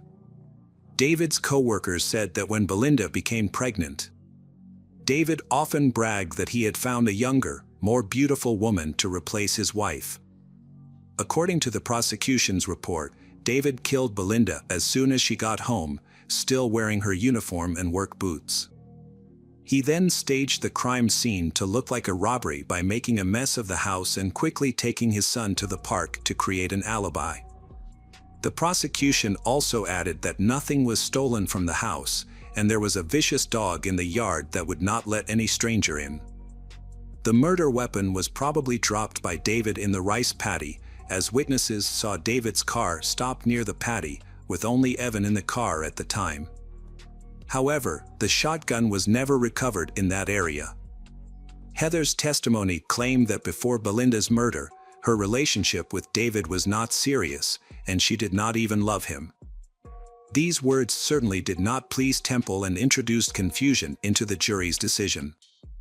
Could David kill his wife for a non-serious relationship? Or was Heather lying to save her husband? It wasn't until 2023 that the case was revisited. David was found guilty after all and was sentenced to life in prison with parole after 17 years. His son Evan, while the trial was ongoing, did not believe that his father was capable of such a cold-blooded murder and supported him until the last moment. Hi there, investigators. It's time to uncover the truth behind another case. The case of Kenneth Keith. Michael Hawkinsmith, 35, was born in Danville, Kentucky. He was a well-known pastor at a local church in his community. After many years of service there, he chose to take a job at a local pawn shop named ABC, while still working part-time as a pastor. Due to health issues faced by the previous owner, Michael eventually took over the pawn shop. Michael was an honest and helpful person, which allowed him to easily build relationships with customers. In his personal life, he was married to Angela, and they had 2 children, Andrew and Naomi. Michael and Angela owned a pawn shop called ABC Gold, Games and More, located in Danville, Kentucky. They homeschooled their 9-year-old son, Andrew, and cared for their newborn daughter, Naomi. Andrew frequently visited the pawn shop and saw it as his play area. On the morning of September 20th, 2013, the Hawkinsmiths visited the ABC store as intended. During that morning, Dan Smith, a frequent visitor to the pawn shop, arrived as scheduled. Smith, often referred to as the Gold Man, specialized in trading gold between pawn shops throughout the state. Approximately 15 minutes after the store opened, while Michael and Smith were conducting their business, a bearded man entered the store and instructed everyone to get on the ground, leading to a series of alarming events. Andrew was at the ABC store when his mother, Angela, told him to hide. Sensing the tense situation, he quickly called the police to report what was happening. 6 minutes after the alarm was raised, the police arrived at the murder scene. When they entered the building, they discovered a significant trail of blood that led them to Michael Hawkinsmith. They then found his wife, Angela, 38, and another victim, Dan Smith, 60, a broker, on the opposite side of the counter. All 3 victims had sustained severe injuries from gunshot wounds to their heads and bodies. Police later discovered 9-year-old Andrew and 14-month-old Naomi hiding in a closet. They had endured unimaginable trauma and were left without their parents, becoming orphans. While investigating the crime scene, police discovered 14 spent shell casings and 3 intact bullets, along with a briefcase belonging to Dan Smith. Notably, the victim's personal belongings and all the cash in the register were left untouched, indicating that robbery was not the motive. The investigation was further complicated by the absence of surveillance cameras at the pawn shop, requiring police to look for potential witnesses. An employee from Rainbowy Cleaners, a nearby dry cleaning business, offered crucial information by describing a vehicle that had been parked near the shop that morning. The vehicle involved was a silver pickup truck, driven by a large man with a bushy beard. While one team of investigators searched the area, another team had the difficult task of informing the victim's closest relatives about the tragedy. Michael's parents were heartbroken by the news but felt grateful that their grandchildren, Andrew and Naomi, had survived. The tragic news also reached the daughter of the 3rd victim, Dan Smith. Dan was involved in buying precious metals and was knowledgeable about his field, which helped him connect with various people. His business often required him to handle large sums of cash, sometimes reaching hundreds of thousands of dollars. Police began to suspect that Dan Smith might have been the main target of the criminal. Through surveillance, they learned that before visiting the ABC Gold Games and More pawn shop, Dan Smith had stopped at the Lawson Jewelry Store in Harrodsburg, located 10 miles northeast of Danville. Inside the jewelry store, investigators found a surveillance camera installed on the far wall, which recorded every customer who entered and exited. They wanted to see if anyone was following Dan Smith. At 8:16 a.m., Dan Smith entered the store, and there were no other customers present at that time. Dan Smith was seen carrying a briefcase that looked exactly like the one later discovered at the ABC Gold Games and More pawn shop. He smiled at the woman working behind the counter and then walked toward the back of the store. A short time later, he came back into view on the footage, talked briefly with an elderly woman who had just walked in, and then left the store quickly. The footage from the exterior camera did not reveal any suspicious activity.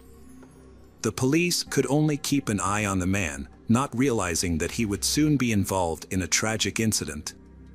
Andrew Hawkinsmith was taken to the police station to give his testimony. He explained that he was at the pawn shop with his parents when Dan Smith entered carrying a bag of money. While Michael and Dan were having a conversation, a stranger entered and demanded the bag of money right away. Andrew reported that Dan Smith quickly handed his bag of money to a stranger.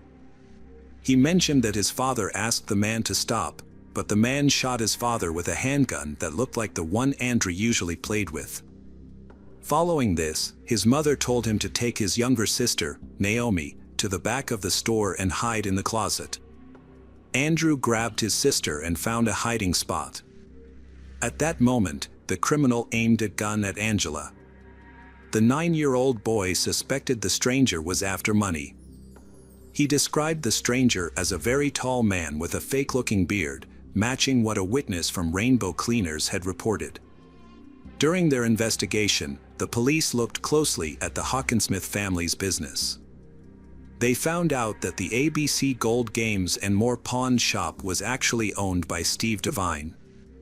Usually, he was present during transactions on Fridays with Dan Smith, but on the morning of September 20th, he was not there.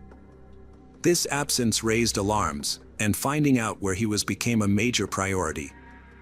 Steve Devine reported an allergic reaction that morning, leading him to cancel all his appointments. His wife supported his account. Additionally, his alibi and the absence of a silver pickup truck in his possession helped clear him as a suspect. Steve Devine explained that there were no surveillance cameras in the pawn shop because the previous owner, Kenneth Allen Keith, had removed the security system. The new owner had not yet installed a replacement. Kenneth Allen Keith, 48, is a pastor, just like Michael Hawkinsmith. After being diagnosed with brain cancer, he sold his pawn shop. However, he still owns a similar business called Gold Rush Buyers, located in Pulaski County near Danville's Bowles District. Kenneth and Michael have been friends for 15 years, a bond that started when Michael worked at a church youth camp. The Hawkinsmith family held a deep respect for Pastor Kenneth, who was like a cherished uncle to Andrew. As investigators lacked significant leads, they opted to review the street surveillance footage from around ABC Gold Games and More, as well as several pawn shops. They discovered a camera located on the office building of Danville Rentals, a real estate company. The surveillance video recorded a silver pickup truck at 8:45 a.m., but the footage was too blurry to identify the license plate or the make of the vehicle. However, eyewitness testimony from Rainbow Cleaners was crucial in helping the police identify the vehicle involved. The witness noted that the vehicle was an older model with a unique square body shape. The video evidence also clearly displayed a square rear bumper that matched this description. The color, type, and shape of the vehicle indicated that the police may have located the criminal's vehicle. They then expanded their search to surveillance systems further away from the pawn shop. At 8:17 a.m., cameras at Ephraim McDowell Hospital recorded the same vehicle. Investigators confirmed that it was a silver Dodge pickup truck. Dan Smith's family was heartbroken by his death. Though they were filled with sadness, they attended the funeral and managed to control their anger. Meanwhile, the Danville police appealed to the public for any information about the crime or the vehicle involved. On September 24th, the police received a call from Tracy Hurl, a pastor from Warren, Michigan. He said he was a friend of Kenneth Keith and mentioned that during their last conversation, they talked about the Danville murders. During that conversation, Kenneth seemed different. Pastor Kenneth told Tracy that he was driving to Danville that day to get medication for his wife. Kenneth also expressed feelings of guilt about the situation, as he had allowed Michael Hawkinsmith to take over his former business. It became clear that Kenneth's relationship with the Hawkinsmith family was not as people had perceived. Tracy reported a conversation with Kenneth in which Kenneth accused Michael of being a fraud and claimed that Michael tried to take over his business. This raised suspicions and led to Kenneth being considered a suspect. To confirm Kenneth's alibi, investigators planned to check the surveillance footage from Good Neighbor Pharmacy, where Kenneth stated he bought medication for his wife at 9:24 a.m. Surveillance footage shows that Kenneth entered the pharmacy. However, just a few minutes before, he was not wearing a green jacket or a beard, which are significant features of a suspect. This does not eliminate the possibility that Kenneth could still be involved in the attack. Notably, there was a 6-minute interval between Andrew Hawkinsmith's call to the police and Kenneth's arrival at the pharmacy. The police investigated whether it was feasible to travel from the crime scene to Good Neighbor Pharmacy in just a few minutes. They determined that the trip took approximately 5 minutes, suggesting that Kenneth could have committed the murder, quickly driven to the pharmacy, and created a convincing alibi. Additionally, a key piece of evidence was that Kenneth owned a silver, unregistered 2008 Dodge pickup truck. All the evidence gathered was circumstantial and insufficient for an arrest. As a result, the investigators asked Tracy Hurl to take part in a series of staged phone calls targeting Kenneth. Thankfully, Tracy agreed to help. During these calls, Kenneth eventually expressed his real feelings about the Hawkinsmith family. Everyone had been anticipating this moment. Kenneth started talking about details of the case that had not been revealed before. He stated that he was in Danville, specifically at the pharmacy. He confirmed that he was at the pharmacy during the events in question.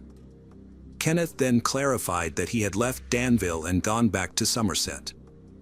After that, he drove to the car wash to get ready for a planned family vacation.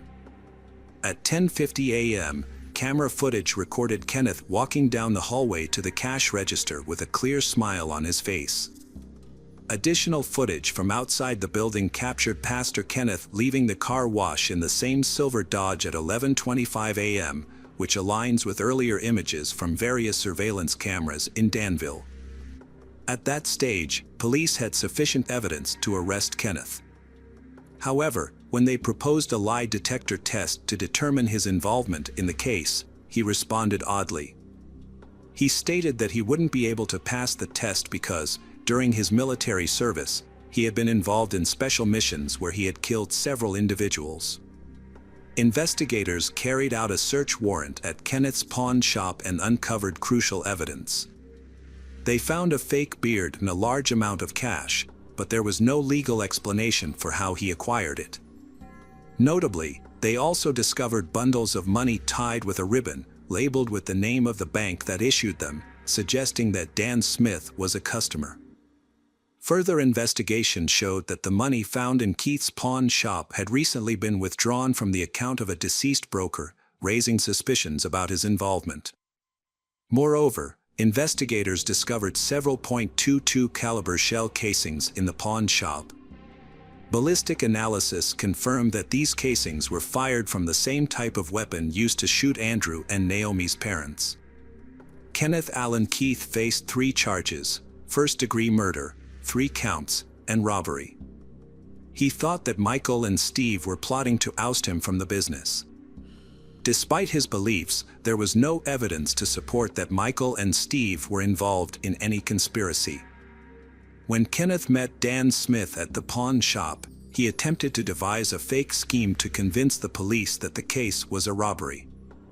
However, the plan backfired when the police investigated and found no evidence of any wrongdoing by Michael and Steve.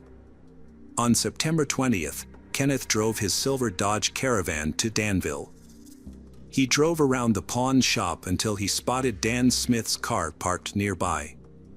Kenneth then shot and killed Dan Smith, Michael Hawkinsmith, and Angela Hawkinsmith. After stealing all the cash, Kenneth calmly left the scene of the crime and went to the Good Neighbor Pharmacy. This visit was recorded by surveillance cameras, which helped him create a false alibi. Kenneth chose to wash his car in what seems to be an effort to eliminate any possible evidence that could be on it. Before his sentencing in 2017, Kenneth Allen Keith admitted guilt to all charges brought against him and was consequently sentenced to life in prison. In reflecting on the tragic events surrounding the Hawkinsmith family and Dan Smith, it's clear that this story resonates deeply with many. The heartbreak felt by the community underscores the fragility of trust, especially when betrayal comes from those we consider friends. As the investigation unraveled the chilling motives of Kenneth Allen Keith, it served as a poignant reminder of how quickly a normal day can transform into a nightmare. The innocence of the children, caught in such horrific circumstances, evokes a sense of profound empathy and admiration for their resilience. Furthermore, this case highlights the essential need for safety measures in our communities, reminding us of the importance of vigilance and awareness in our everyday lives. While the final sentencing brought some sense of justice, the emotional scars left on the families and the broader community will linger long after. Ultimately, may we take these lessons to heart, cherishing our loved ones and fostering a spirit of compassion and understanding in the face of unimaginable sorrow.